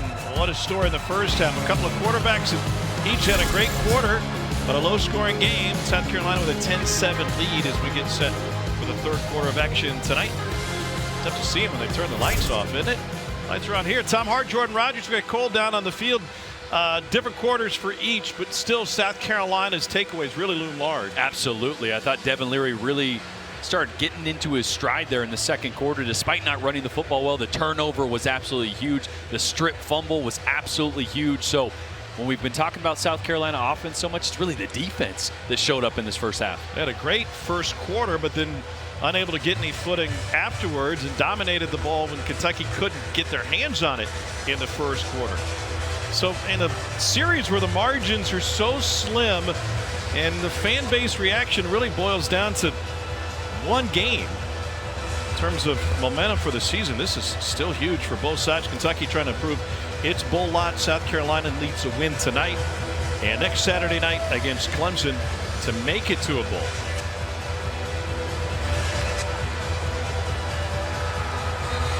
Alex Rayner will kick it away.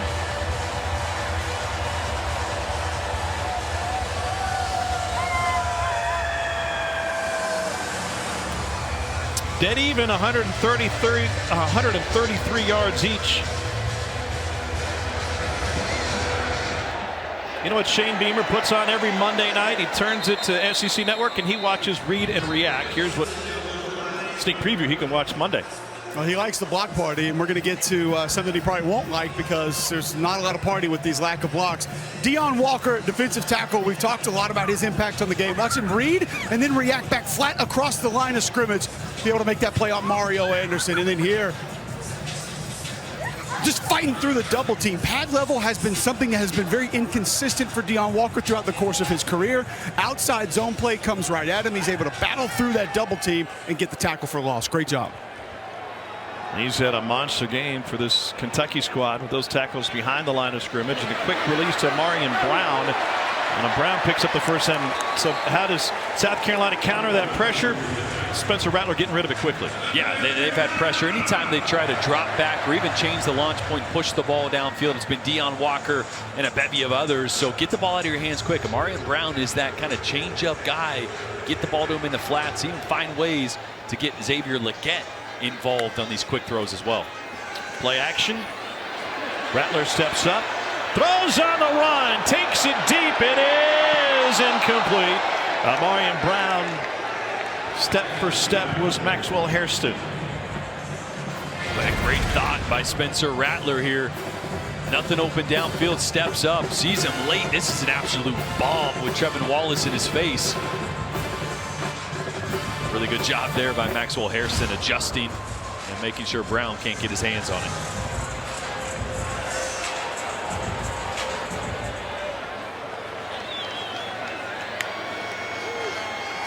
Rattler, that one's blown up immediately. The pass to Josh Simon. Zion Childress, transfer from Texas State.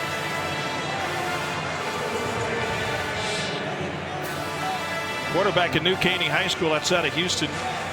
In a couple of years as a wide receiver, he was first team All-State, also lettered in both basketball and track and field. He's an all-around great athlete.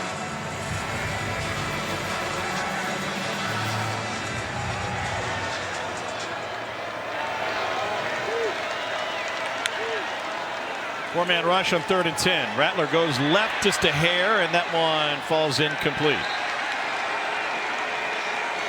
He was chased by Deion Walker and J.J. Weaver.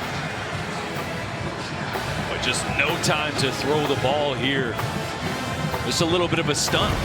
J.J. Weaver is going to start outside, work inside as Deion Walker blasts through a double team, and both of them right in the face of Rattler as he's trying to find Xavier Legette down the field past the sticks. Kroger's averaging 41 yards a punt. Tavion Robinson to receive for the Cats.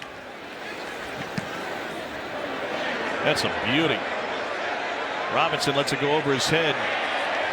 And South Carolina's long snapper Hunter Rogers downs it after a 55-yard punt. Boy, what a great start for Devin Leary. Showing the arm strength there, ripping a dig route, and layering the football here in between up and over zone coverage. Finish it off with a touchdown to Barryon Brown. That was the good, and then the bad here. Just forcing to throw in tight coverage, trying to get it past E-Man Worry. The 6'3 DB. Got to know when to take the chance, take the high-risk throw, and when to just check it down. Both Brown and Key have gone over 1,000 yards receiving on the night.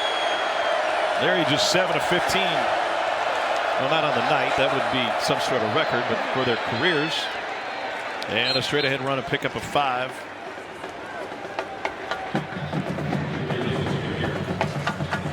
Third and 34th wide receivers in Kentucky history with 1,000 receiving yards. And, you know, one of the things talking to Liam Cohen down on the field about his running back Ray Davis and the struggles they've had rushing the football is just not really breaking the tackles that you saw him do earlier in the season. I mean, the first guy could never bring down Ray Davis, and as of late, as the season has progressed, get a little more banged up and just not breaking tackles and getting the yards after contact like he was earlier in the season. Leary trying to throw for it this time. Brown picks up the first down. Collier yanks him down after pickup of 7.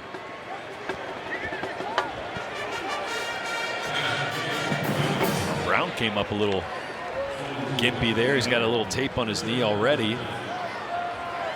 He's going to have to exit the game. Sophomore out of Procone in Nashville. I do love the emphasis Liam Cohen has put on trying to get him targets, get him involved early in this game. Let's hope he's okay and can come back in.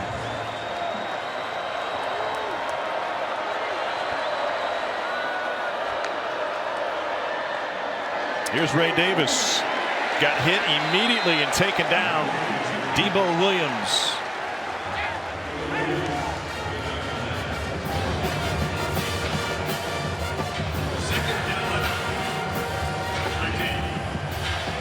Second and 11 remaining.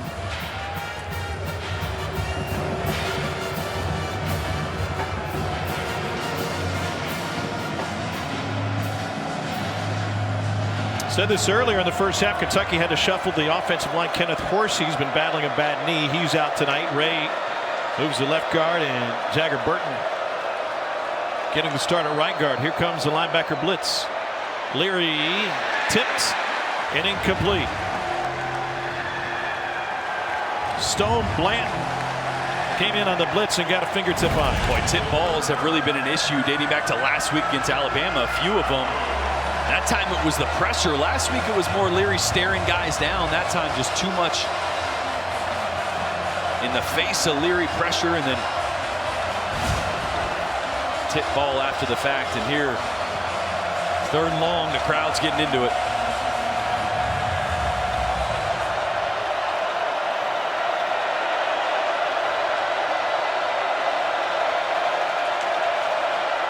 Five-man rush. Leary leaves the pocket. We got a flag down, and he fires this one over to the Kentucky sideline.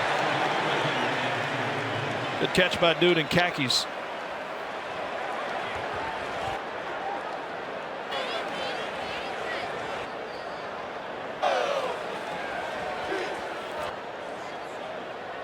Personal foul, hands in the face, number 90 on the defense. 15-yard penalty from the previous spot, automatic first down. That's TJ Sanders. Right here on the left side of your screen, getting his hands up in the face of Marquez Cox right there. Yeah. Initial protection was pretty good. Just coverage on the back end. Every receiver was blanketed. And boy, without that penalty, that would have been a big stop by the South Carolina defense.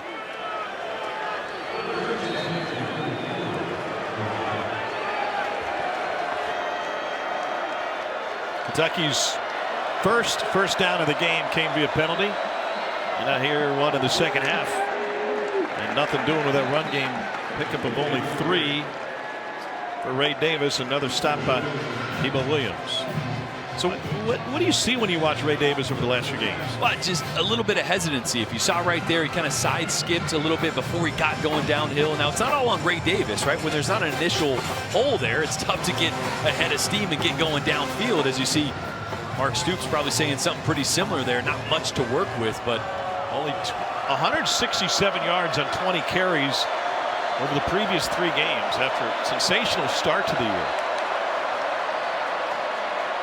Trying to find a hole with Ramon Jefferson. And he's really shown something. He picks up 3 there. Missed all of last year with a knee injury.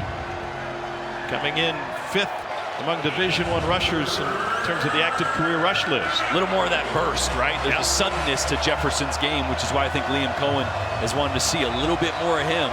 Now on 3rd down. No Jordan Dingle. No Josh Caddis. Who's the go-to guy here? No Barryon Brown. Who's the go-to guy here for Devin Leary? Oh, Barryon is out there, actually. Came back in the game. That's big. 3rd and 4 looking that way. And out of the backfield is Isaiah Cummings. That's a gain of 14 and a Kentucky first down. Well, I love this, right? Mentioned no Jordan Dingle. He's their F, that athletic or H tight end. Isaiah Cummings filling in for Jordan Dingle, coming across the line of scrimmage there. Finding a way to get the athletic tight end involved there in the flats. Easy throw for the quarterback. So one of the goals for Liam Cohen, by the way, coming into this game was if South Carolina's going to show a specific defense, they want to try to keep them into that. And I think Mark Stoops was just waving Isaiah Cummings to stay on the field. They wanted to keep the same personnel and maybe go tempo. But he took himself off the field for this play. And Leary setting up, fires a bullet and weaves it through traffic. Wow, what a thread of the needle to Dane Key for the first down. Wow. This is a strike. Wanted a double move to the field to Barryon Brown. It wasn't there. You're going to see Leary work his eyes to the left here. Right there. Barryon Brown not there. Comes right to Dane Key, and that is a tight window. He fits it right in. That's that arm strength. Hey, sometimes it pays off to throw it as hard as you possibly can. That time no doubt. It did.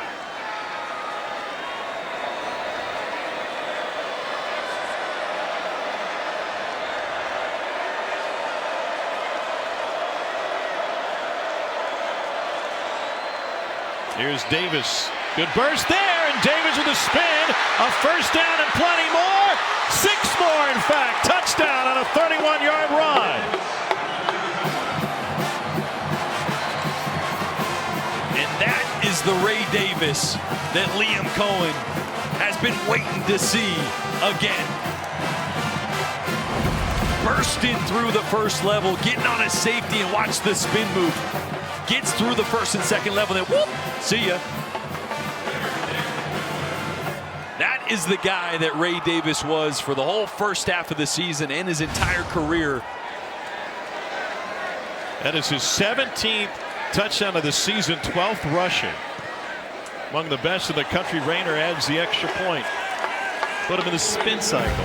And since the second quarter, this Kentucky offense firing on all cylinders, and Ray Davis saying, hey, Darude can spin it, but so can I.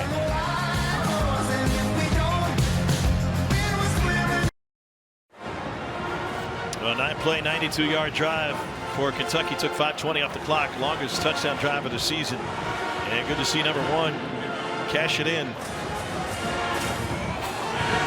And a touchdown in the first 8 games of the season. That's the best run for Kentucky players since Randall Cobb in 2009. Cobb's stretch came in the middle of the season.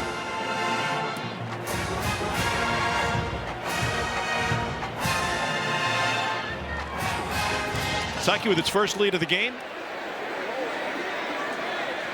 And a touch back here. Let's touch it back to the studio. Dari, how are those butts and seats?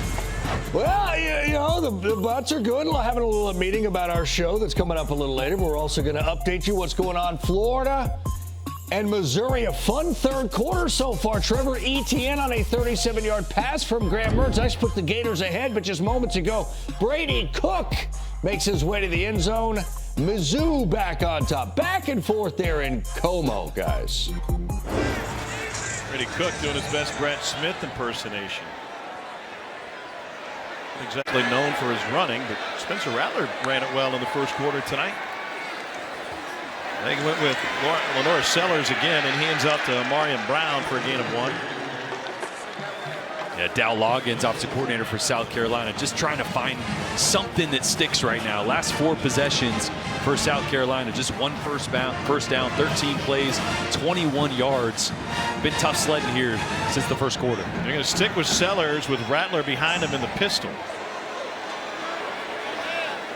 2nd and 9. DJ Braswell is the running back. Now they move Rattler out. Sellers hands it off. And Deion Walker makes another play. That's a gain of 3. Boy, Deion Walker has been everywhere. It's a problem. I mean, every time you look up, he's making a play. And I even mentioned, I think most of the season, a lot of the stats don't signify his impact, but tonight, no. Stacking the stat column and making a huge impact there. Bringing down the true freshman Braswell. And he's working on a true freshman right guard, Trevon Baugh, out of Pace Academy in Atlanta. Rattler back at quarterback, and he lets this one go. It is incomplete. Trying to find Leggett. Late coverage from Maxwell Hairston and Ty Bryant. Yeah, just a vertical route, going to be double covered by Hairston underneath. And safety over the top. This ball just a little underthrown as you see Ty Bryant to safety trying to catch up to Xavier Leggett. Rattler couldn't quite step into that one all the way, and that probably about 5 yards shorter than he wanted it to be. Does anybody talk trash as a position group better than DBs? No. They'll even do it when they didn't even really make the play. The quarterback maybe just missed. Fair catch taken. Noah's on the move, showing us Columbia, South Carolina. Back in a moment. Williams-Brice Stadium is one of the greatest atmospheres in college football, period. From 2001 and Sandstorm to Cocky, Sir Big Spur, the South Carolina State Fair, and a fan base that packs the stands during both good seasons and bad. There is nothing like spending a Saturday hanging with Willie B. What a great tradition here. Really, South Carolina's professional team for many years until the Panthers came around, and they still enjoy incredible support at this huge stadium. And a team with a losing record as of today, needing to win out. And boy, it's going to be packed next week as well. We're talking about Alex Huntley, big number 95. Him growing up a South Carolina fan. I said, you know, there's Huntley in on the tackle, perfect timing. He said, South Carolina, when I was younger, was kind of dominating that Clemson series. He said, then Clemson got a win, and I noticed all these people in town started wearing orange more than they ever had before. Bandwagon fans. How about home versus road for South Carolina? Something about playing here, huh? Must be Daru. Gotta be. I'll tell you, that last Kentucky touchdown drive took a little bit of life out of this stadium. On 2nd and 8, Leary. They got a hold, and there's the flag. And it was Ray Davis on the catch. Well, they had Tonka Hemingway in a headlock. Draymond Green would have been proud of that one. Holding, number 84 on the offense. 10-yard penalty from the previous spot. Josh Caddis was banged up in the first half. Back on the field now for the Cats. Yeah, when Tonka Hemingway gives you that boom bada, that move right here, just splitting you, yeah, not much you can do. That is, he's not even trying to hide it there. He's just, I'm just going to grab his, I'm going to ear hole him. Just try to keep him off my quarterback. 2nd and 18. This Kentucky offense is one of the slowest pace of play in college football. They wouldn't mind making this a quick second half and try to run some clock, but got to pick up a first down to really do so. Leary over the middle. That's complete to Dane Key. And a manageable 3rd and 8. I really think we're seeing the best version of Devin Leary right now. I mean, the interception really his only mistake, but he's been pretty sharp most of this game, and they're in a good rhythm right now. Need another one here on 3rd and 8. Kentucky started the game 0 for 3 on 3rd down. Since then, 5 for 5. Different story. Script flip for South Carolina.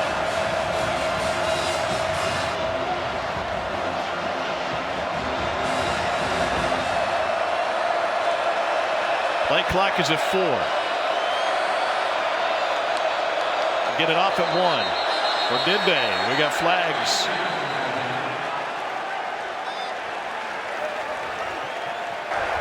False start. 77 on the offense. 5-yard penalty. 4th down. That's Jeremy Flax. And Mark Soup says same person. Well, they're bringing different personnel in.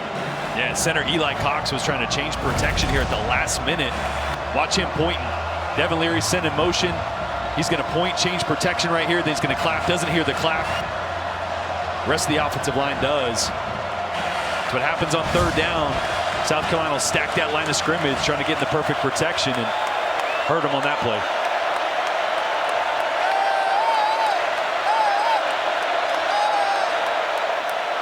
On 3rd and 13, Leary evades pressure. Got a long run if he tries to get it. They take him down in the open field. It's Nick Emmanwori.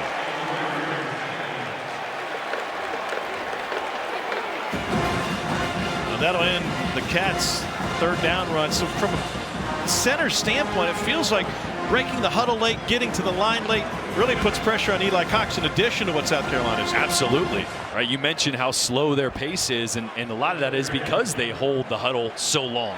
So you actually has less time up there to get yourself in the right protection, and Eli Cox tried to do his best, but didn't get it off. Chance for a return for Kilgore. And South Carolina's going to have fantastic field position. 44-yard punt, 15 on the return. 4 minutes left in the 3rd quarter in an emotional night here in the Mid-State.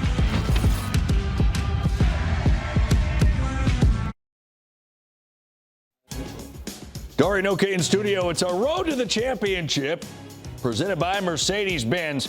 Georgia dominated Tennessee on their road to the SEC championship. Carson Beck, nearly 300 passing yards, 3 touchdowns. Outscored the Vols on Rocky Top 38-3 after trailing 7-0. SEC record-tying 28th straight win. SEC record-setting 27th straight conference win. All right, Dari, thanks. Here's Xavier Legette. I want to just ask a question about Georgia, and I know we're not concerned about them at all. But there have been multiple occasions where they have started out in a hole, like they did today against Tennessee, 75-yard run to start the game. Against elite competition, is that an issue? No, I don't think so, because the defense, I think, is only getting better, and the offense has been what has carried them, right? That offense is clicking on all cylinders. They're healthy with Brock Bowers back, so even if they get in the hole, they're absolutely capable on offense of digging out of it. Low throw to Marion Brown, picked it off the turf and is able to take it for a first down. Great hands by Brown. 5th-year player out of Tampa, Florida, by way of Georgia Tech. His Yellow Jackets, former team, have a 3-touchdown lead on Syracuse tonight, second half. And a win from bowl eligibility.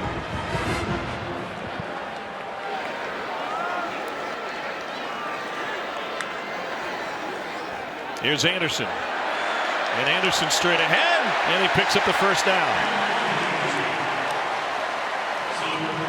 A great push up front there by that South Carolina offensive line. Ja'Kai Moore, left guard. Big push, open up that hole for Mario Anderson to get north and south. And now you're starting to see a little life, a little energy after a first down.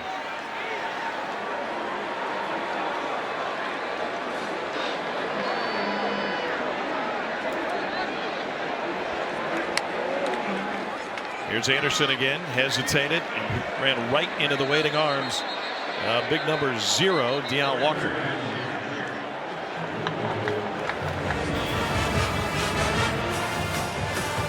I mean, that dude, he told us that he took up bowling during COVID because it was the only place to socialize. And not only did he get good enough at one point to bowl 9 consecutive strikes, but he owns 3 balls, a 12-pounder, a 14-pounder, and a 16-pounder. And my guess is he can make that 12-pounder move like a softball. Rattler, it's taken down by guess who? Deion Walker. Who are you fooling? He makes that 16-pounder look like a softball. I mean, look at the man. And once again, I'm a broken record, but you got to be able to block 0 here. It's the secondary move. Again, it's the reading and reacting, like Cole pointed out right after half. And that's a big body. That's a guy that conditioning has been an issue. His weight's been an issue. Talent has never been an issue. He's playing a lot of snaps tonight and making a big impact. Dude's going to be playing football for a long time. Now 3rd and 8. The game up front. Rattler trying to escape, and he gets taken down at the logo. Sacked by Octavius Oxendine. Oh, it's just a couple TE stunts. Coverage on the back end by Kentucky was there.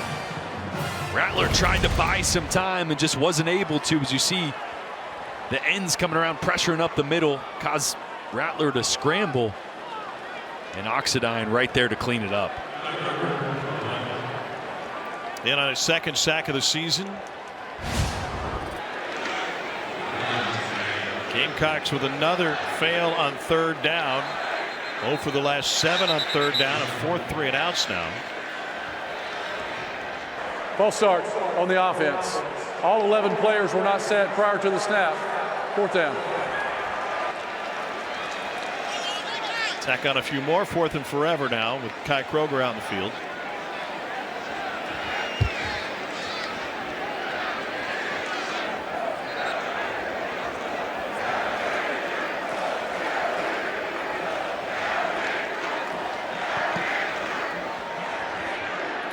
Kroger is a great weapon and a fair catch taken inside the 10.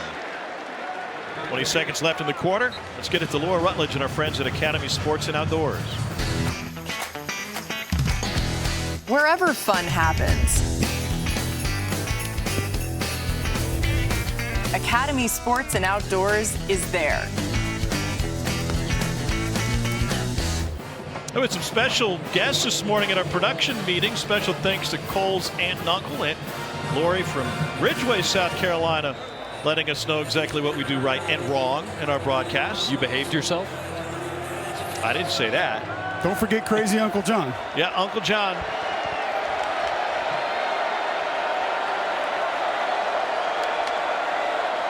Ridgeway population 80. Told Uncle John he should run for mayor. There's Ramon Jefferson with the carry. That was the over-under in F-bombs I thought he might drop in our meeting. He was under. It was definitely an entertaining meeting. Back home watching the game tonight. And as is normal in this game, this series, we go to the 4th quarter with nothing decided. Stoops v. Beamer, Kentucky versus Carolina. To the 4th we go. DeRood is in the cockpit, and he is leading the party here at Williams-Brice Stadium tonight. We got 15 minutes to decide this thing.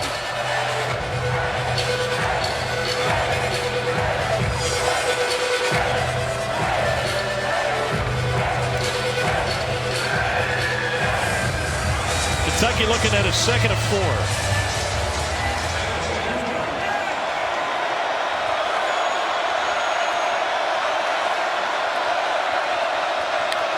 Pressure up the middle, nearly jumped, and a 1st down run by Ramon Jefferson.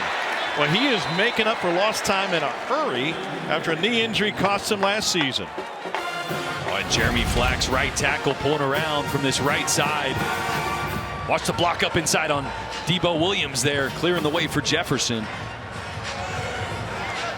It's amazing watching this offense when the run game is hitting, right? It's just so much different. Devin Leary playing different. The pass game opening up. And it's complementary football, not just on the offensive side, but the way Mark Stoops wants to play defensively.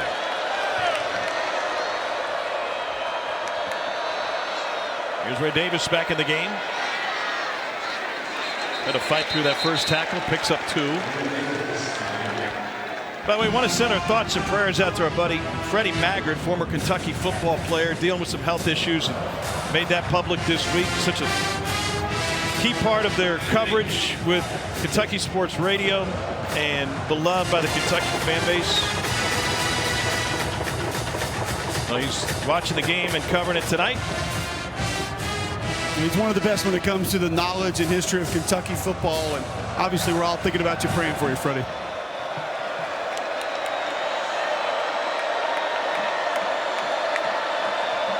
On second down, they go play action. Leary going deep, and he overthrows again. What goes into a quarterback's play that leads to overthrows? Well, that ball just came out a little too flat. He's got such a big arm. He can afford to put a lot more air on that ball and allow his receiver to run underneath it, adjust to it. Worst case scenario, it's a 50-50 jump ball. You'd rather have that than an overthrow, and I think he's just rushing some of those throws, and they're coming out a little too flat.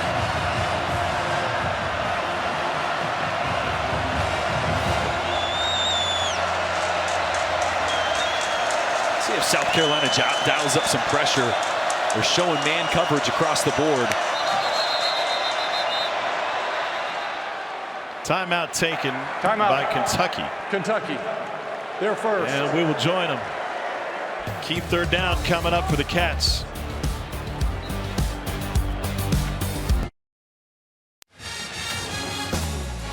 Tight game, fourth quarter. Fourth quarter, 5 points here in Columbia, South Carolina. Close the Starbucks right in that corner. One of those 5 corners really threw me off my routine.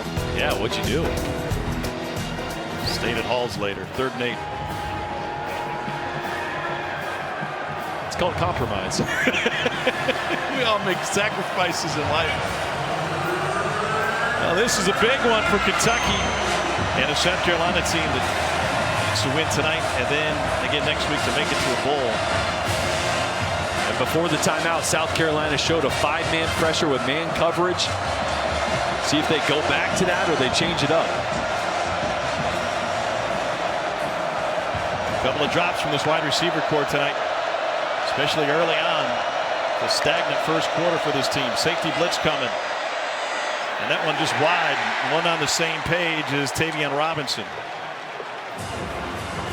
Yeah, South Carolina brings a late pressure. It's man coverage and just a miscommunication between Leary and Tavion Robinson there. I think Leary expected him to break out or turn around his right shoulder. He turned inside. Is that a wide receiver's choice sometimes, or somebody was wrong? Not usually. Someone's wrong there. That type of route, option routes, yes, sometimes, but that was a deeper hook route. Here's Wilson Berry to punt it away. Freshman Jalen Kilgore back to receive it.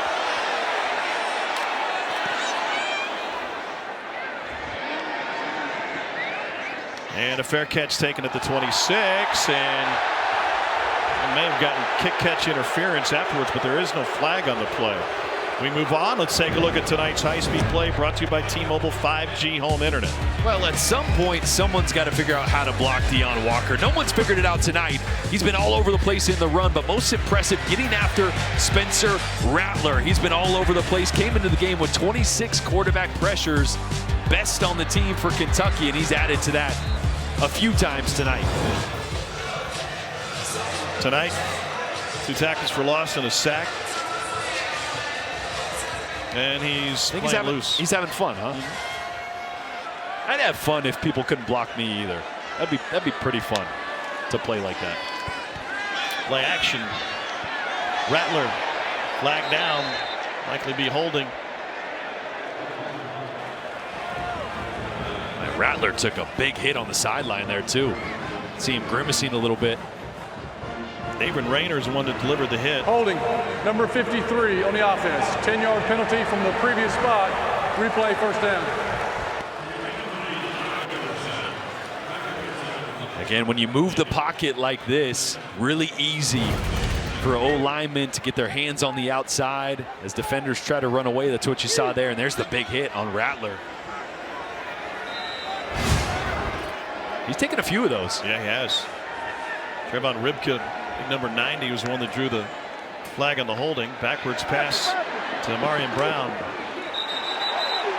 He gets taken down right at the sideline by Keaton Wade. Gain of 1. Is the South Carolina passing game so predicated on play action that they have to follow through with every fake, or can they simplify and get rid of it a little bit quicker, maybe to save Rattler just the time that it takes in carrying out those fakes? Yeah, no, they can. They're capable of spreading it out, playing a little more small ball, quick game. But you're right. The problem is they have 37 rushing yards tonight. They're completely one-dimensional right now, and Kentucky knows exactly what they're trying to do. Here's Trey Knox on the catch. Gain of 4. A lot of those quick passes, Tom, extensions of the run game, like Dal Loggins told us, and he said in those meetings, our passing game is getting the ball to the open guy with timing. So when that pass game becomes an extension of the run game, got to happen quickly, and this Kentucky defense has made a nice adjustment under Brad White. And Dal Loggins would love to get it to Xavier Legette more, but he only has 3 catches for 32 yards tonight. Came in averaging 109 per game. Rattler straight drop over the middle. Oh, caught. Look who it is. It's Xavier Legette. It'll take it near midfield. No play action. Straight drop. Find your best receiver. Amarian Brown does a great job of taking the coverage high over the top, and then Legette right behind him there on the dig route. Call that a dagger concept. One vertical takes the safeties. You see 10 there working up the field. Legette right behind him on the dig route, finding the vacancy in that zone. So South Carolina with new life after that first down. Here's Anderson through the right side. 8 yards on first down.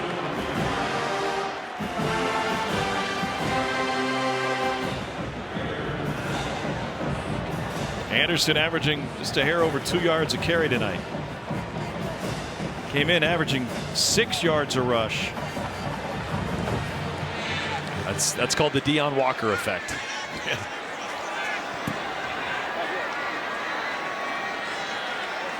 He's been the bowling ball. Carolina offensive line have been the pins. Anderson got to the yellow line, which is obviously unofficial, but enough for a first down.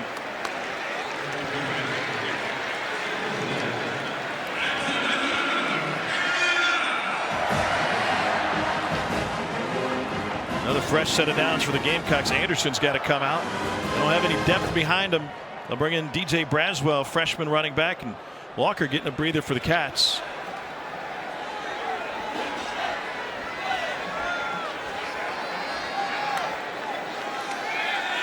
On play action, Rattler finds Trey Knox for the first down, and South Carolina rolling along, a gain of 21.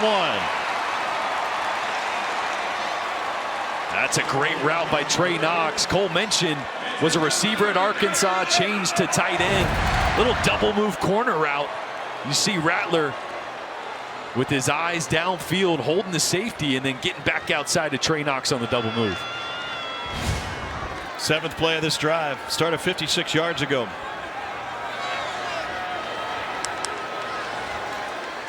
They're going to run the reverse. This is Amarian Brown, and he's going to lose yardage. Alex Afari Jr. stuck with it. Oh, just a great play by Afari Jr. there of staying with your contained assignment. Ball goes away from you but stays outside. Forces him back inside to the rest of the defenders there and slowed down a little bit of a trick play there from South Carolina. Carolina led this game 10-0 before Kentucky found the end zone in the second quarter, added another in the third. Here's Anderson. Huge block on the edge, and that'll be a crackback and draw the flag. Omega Blake.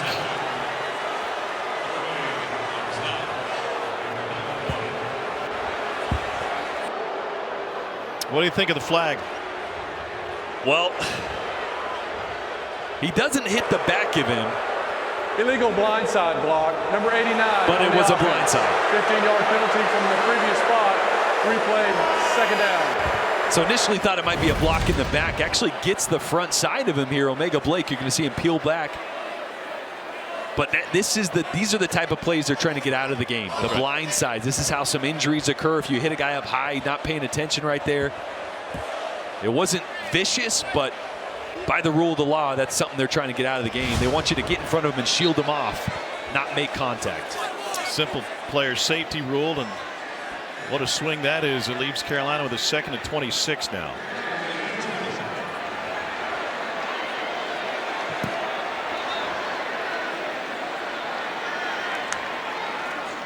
Fake to Braswell, come back to Leggett. Makes a couple guys miss. Got a convoy, and he picks up big yardage for South Carolina. They mark him out at about the 17. Making it 17-yard gain for number 17. Boy, a little jailbreak screen. Tree Babalade, Jakai Moore. Big boys, left tackle, left guard out there out in front. Trying to pick up somebody. Just get in the way, big boy. And a big pickup to make it at least a more manageable 3rd down here. After the big penalty pushed him back.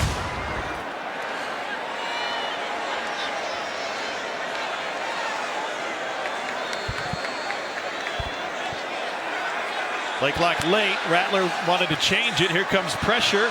And he fires end zone for the score. And South Carolina jumps back in front.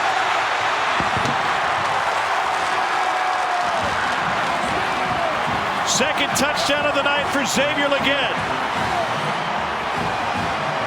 And 3 huge plays on this drive for the most improved wide receiver in college football.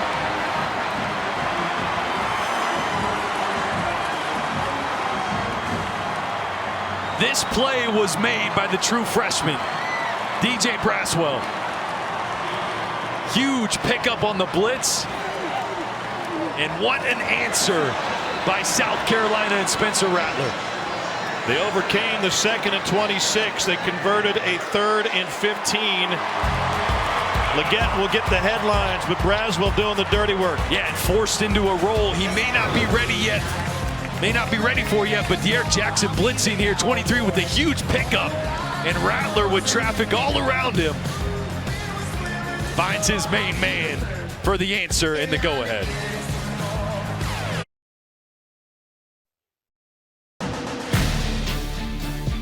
SEC Saturday Night is presented by T-Mobile 5G Home Internet, connecting homes across the SEC. The history of great quarterbacks here in this program's history. Tommy Suggs led him to an ACC title in '69. Todd Ellis, record for passing yards. Tannehill, the record for passing touchdowns. Connor Shaw, 3 straight 11-win seasons under the head ball coach. And tonight, Spencer Rattler trying to join that elite company. 6 of 6 in that last drive for 89 yards. Those other guys are beloved for what they accomplished here. And in the end, you talk to other coaches in the league, this staff, they just rave about Rattler. And there's talk he may be the best quarterback ever played here. Most talented for sure. I mean, he is so gifted.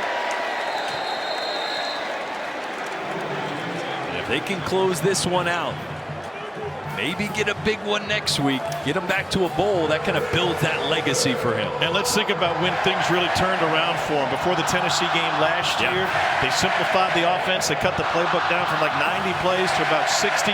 Let's do what he's comfortable doing. His maturity, his willingness to be a leader, and what he's gone through just as a football player, it's going to be really appealing to NFL teams. His growth has been unbelievable, right? Came into college football as one of the highly touted, highly scrutinized players we've ever seen. Not only accelerated at Oklahoma and now here at South Carolina. #1 quarterback in his class. Here's Ray Davis for maybe a yard goal. I mean, I tell you, I think the best football player to play that position at this university would still be Connor Shaw, maybe best career. Yeah. Tannehill put up great numbers. But this young man, I just don't think in the grand scope of this season gets enough credit based on everything that's happened around him. You guys have talked about the injuries on the offensive line. You're playing 2 true freshmen on that offensive line. You have a former quarterback play in the slot. You had a former quarterback playing running back. your number one wide receiver hasn't played since week 3. I know now Xavier Legette is that guy now, but that's a lot for a quarterback to go through in one season. Maybe he'll end up on the radio like Tommy and Todd. 2nd and 9. Pressure coming.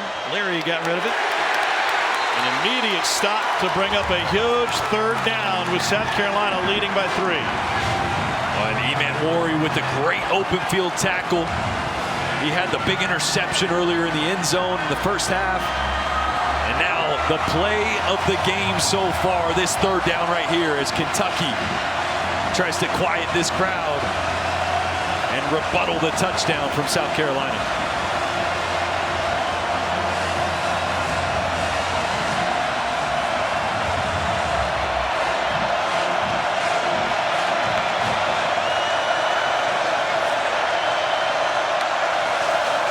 Four-man rush. Leary a little bit late, but in time to find Tavion Robinson, and that's a 1st down for Kentucky. Boy, the accuracy here once again from Leary. Works inside out. See him move his eyes a little bit, trying to move a secondary defender. And then puts that one right on the face mask. Only place that could have been to Tavion Robinson.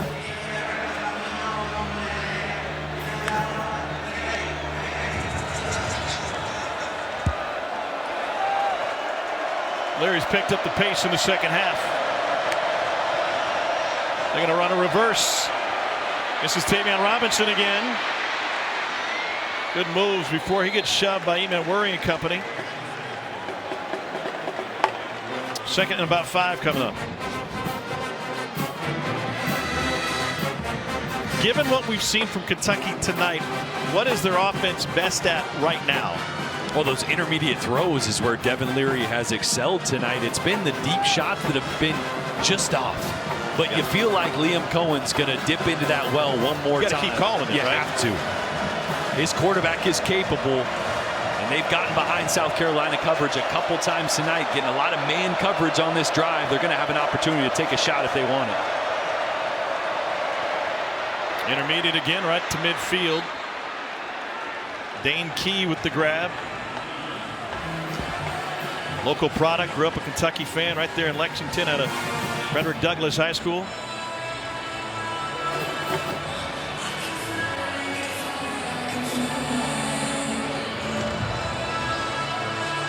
Four and a half minutes and rolling.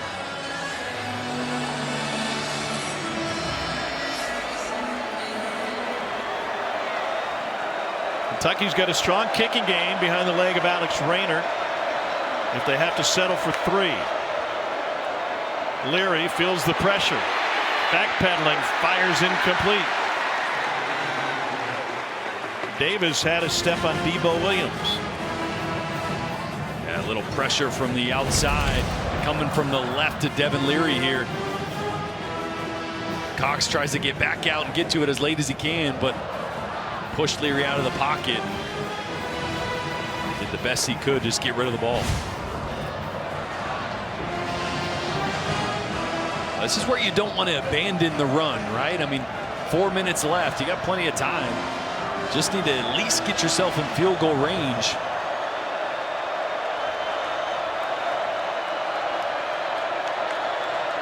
Looking for Brown. And nearly picked. Oh my, Kilgore had to go right through his hands. He saw the same thing everybody else did, the developing play to try to find Barrion Brown. Boy, and almost exactly the interception that Leary threw last week against Alabama. Almost the same route as well. Just a little bit late. That ball's going to be out. You can see Barrion Brown waiting for it. That ball's got to be outside and out earlier, and Kilgore should have had that one, and he'd still be running. 3rd down.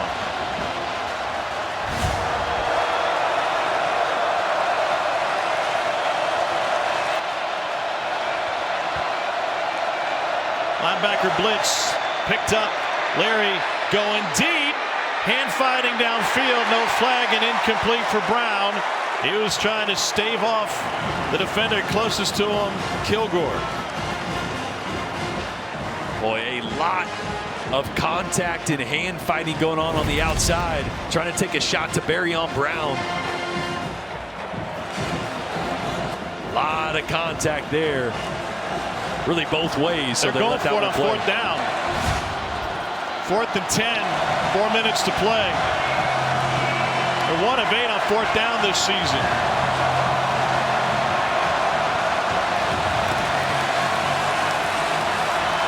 Play clock at 2, 1, 0. And there's the flag. They'll kill this play before it got off. All right, so if you're Liam Cohen, maybe Kentucky got a timeout here. If you're Mark Stoops and Liam Cohen, and you go for it Delay game on 4th and 10, you stick with it on 4th and 15? No, they're bringing the punt. No, you don't. Yeah, 4 minutes left. You have 2 timeouts, so plenty of time to try to get the ball back. But they were calling a play there. They were trying to get Isaiah Cummings on a crossing route with 3 receivers on the other side of the field blocking for him. Just didn't get it off in time there.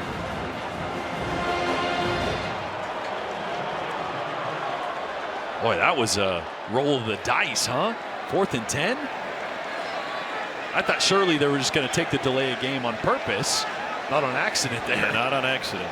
And that continues to be an issue in terms of what they asked this offense to do. Late out of the huddle, late to the line. Barry gets rid of it quickly. And that'll trickle inside the 5 and back them all the way up to the 2. I'll make it the 1. 53-yard punt, maybe the biggest of the season for Wilson Berry. 3-point game late, Cole. Tom, I just wanted to give you a quick update. My man Darude right here came over and he said, this is expletive incredible. He ain't wrong. I don't know. Say it. Don't say it. Thanks to Wheels Up, helping make travel easier. Jordan was hanging with Dolly on Rocky Top this morning and here in Columbia this evening. Nice, easy trip. Dolly to Darude. I don't know if there's ever been that's called range, Tom. They got to sneak it out of the end zone, and Rattler try to create some space. Walk me through a quarterback's head with the ball backed up at your own 1-yard line. Well, it's a nightmare. You're taking a snap with your heels in your end zone, so great job at least giving you a couple yards there. But the problem here for South Carolina, you're in your 4-minute offense, right? 3.5 minutes left. You want to try to milk the clock. They haven't been able to run the football tonight. That's right. They only have 2 scholarship running backs on roster. Mario Williams a little banged up tonight as well. So do they lean on Spencer Rattler and Xavier Legette like they did last drive, or do they try to milk the clock and run the football? And you got to try to find a way around a mountain of a man, Deion Walker. Big number 0 has had a big game. Mario Anderson is the running back. Anderson got a little bit of space. 3 minutes of play and rolling. Well, that's a huge gain there. Even a few yards get you in a situation where you can drop back pass and not be standing in your end zone if you want to. Here on 3rd and 4. Boy, Jordan, that was snug too. Joshua Simon, the splitter on that split zone. I mean, Mario Anderson came in right behind him.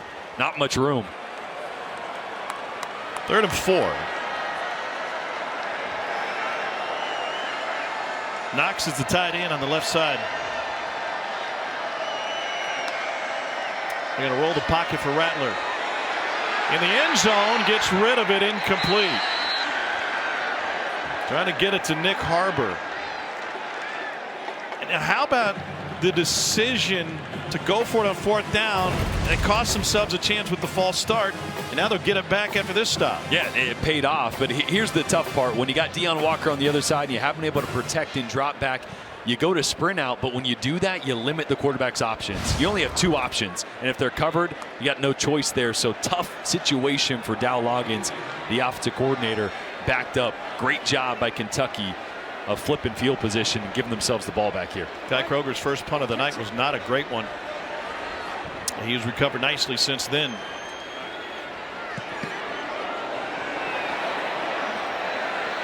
And this one's going to give Kentucky good field position right at midfield. 2:10 to play in regulation.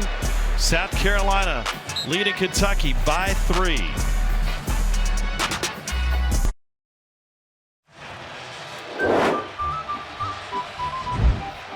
Well, Shane Beamer has some sort of magical, I don't know, recipe up his sleeve when it comes to November. 7-3 overall. What a finish to the season for the South Carolina program last year. Wins over a ranked Tennessee team and against Clemson on the road. They need 2 wins to make it to a bowl this season, starting with this, trying to hold on for the last 2-10. And then Dabo's guys come to town next week. Leary has it knocked out of his hand, flag down. It's recovered by Tonka Hemingway, and the question will be incomplete pass or fumble. Flag is in the backfield,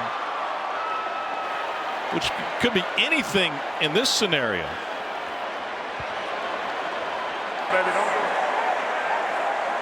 Holding on the offense, number 69. That penalty is declined. This building is shaking right now. Jordan Strawn forced it out. It's a 3rd turnover of the night for Kentucky. You feel your feet moving? Wow. Boy, Devin Leary was just holding on to this ball a little bit too long, trying to hit a double move to Danke. Watch this windup. Look at how long this release is. And Strawn just able to get his hand in there. That ball, I mean, that is one of those big releases, Byron Leftwich style, it looked like on that one. That ball is out there. And Strawn did a great job coming around the edge on Cox. By the way, I thought it hit the ground. That's just a straight pick by Hemingway, even if it was a pass, which wouldn't have been. But another takeaway for South Carolina. Under 2 minutes to play now. Kentucky's got 2 timeouts left. Desperate for a stop. Anderson swallowed up at the logo. Timeout, Kentucky. Timeout, Kentucky. Their second. This will be a 30-second timeout. Wow, what a wild finish to this one, and a huge momentum opportunity for the South Carolina team trying to make it to the postseason. You know, we started this game talking about Shane Beamer and the momentum for this program, and it kind of dissipated throughout the course of the season because of all these injuries. They can get it back in a hurry, not just with this, with next week's game too. No doubt, an up and down game in the first half. South Carolina started out fast. Second quarter disappeared, got the momentum back here, and starting to feel like this team is playing with a little more energy, a little more confidence. And if they do that, finish out tonight and a big one next week against Clemson, who knows? Well, it really depends on what your schedule looks like, doesn't it? In last 4 games, able to find some rhythm. That non-con against Jacksonville State was a hard-fought victory, and then had their way with Vanderbilt last week. And we got a flag and a false start on the South Carolina side.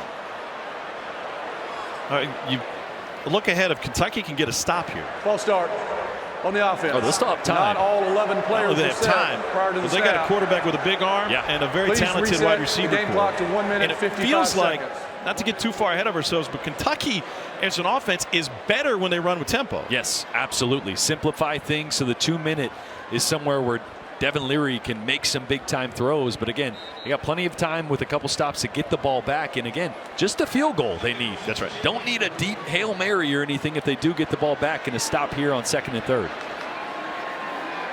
There's Anderson. Dragged down behind the line of scrimmage by Trevin Wallace. Timeout.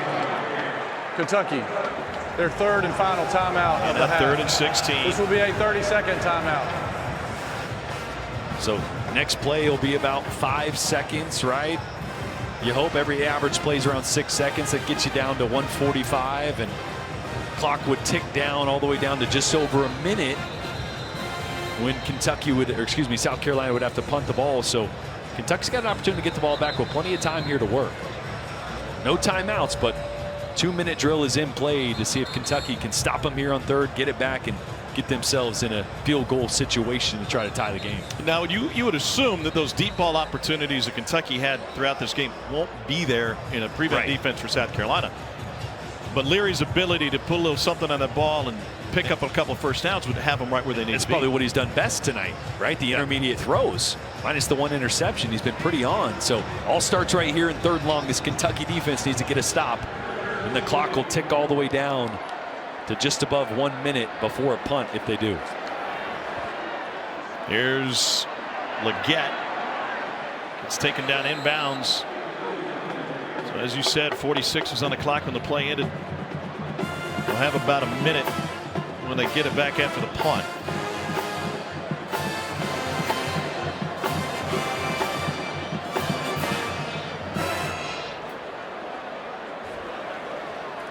And right now, Liam Cohen relaying down the first couple plays of this 2-minute drive, right? That 2-minute package is usually about 10 to 15 plays at most, depending on what personnel group you're in. So he's going over the first couple plays with Devin Leary, relaying that to the sideline so the coaches can talk him through the situation as they get the ball back here. Tavion Robinson is back there. Kroger got rid of it quickly and ended up getting some decent hang time. And goes out of bounds right at the 20. 36-yard punt, 57 seconds left in regulation. Kentucky needing a field goal to extend this game or a touchdown for the lead. Devin Leary on the night, 14 of 29 for 151, 1 touchdown and 2 picks. And the pressure is what ended the series early last time for the Cats.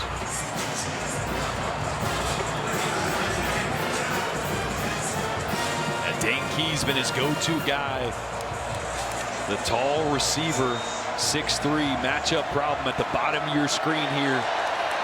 Split out as the X. This is a young South Carolina secondary playing without O'Donnell Fortune, who's not available tonight. They drop 8. Leary steps up and fires to his tight end Isaiah Cummings, who gets out of bounds. Oh, that's a great job of not taking a risk downfield, not throwing the corner out to Key, but checking it down to Cummings, just getting some positive yards on first down. 50 seconds left. The clock will stop there. And again, after a first down, under 2 minutes, the clock will pause as they set the ball. Up 8 again. Leary could run for it, goes across his body, and they're able to get the first down on a big hit from Eamon Worry on Ray Davis. 41 seconds left. Kentucky out of timeouts. Clock rolling now with the ball set. And South Carolina kind of content to sit back in this drop 8 right now. A lot of zone eyes on Leary.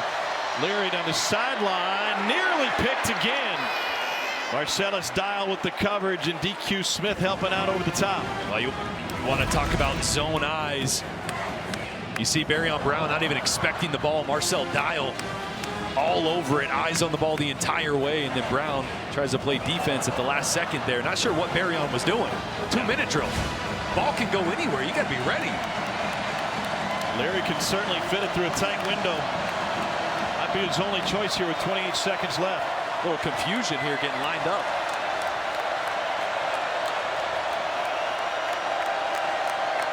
They rush 3 again. Leary with a strike to the edge, and out of bounds goes Tavion Robinson. Boy, it just feels like with how much over-the-top zone drop 8 coverage South Carolina's playing right now, Isaiah Cummings, number 8, who's filling in for the injured Jordan Dingle, is going to have to make a play over the middle of the field. On a linebacker that's maybe one of your best matchups. Leary goes to the seam and incomplete. Tavion Robinson was all alone.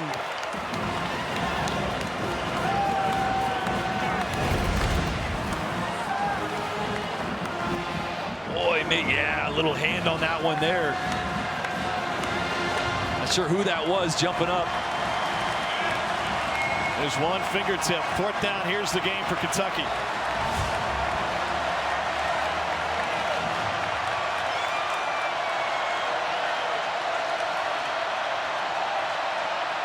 Leary over the middle, batted again. That time it's Tonka Hemingway, and South Carolina will take over, and they're going to win this game and have one chance to play for bowl eligibility. And what a disappointing season for Kentucky with a rivalry game still to play. Boy, and a great play by Tonka. Didn't even rush here. They might have sent 2 guys. Tonka just sitting back, reading Devin Leary's eyes the entire way. Watch this. Not rushing, they rushed 2. Tonka just drifting with Devin Leary's eyes. Saw it the whole way. Not sure it would have been complete anyway. It was tight coverage. But a couple big plays by Tonka down the stretch in South Carolina. In a do-or-die situation for bowl eligibility, is going to check the first box.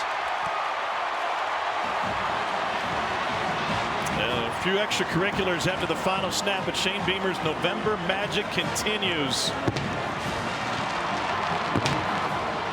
Back-to-back wins against Kentucky for Shane Beamer in South Carolina.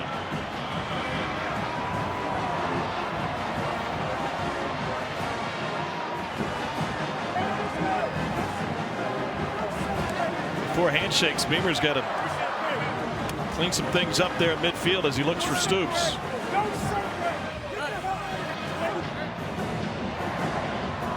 An emotional game from the start. And South Carolina, generally speaking, is going to end it with smiles on their faces.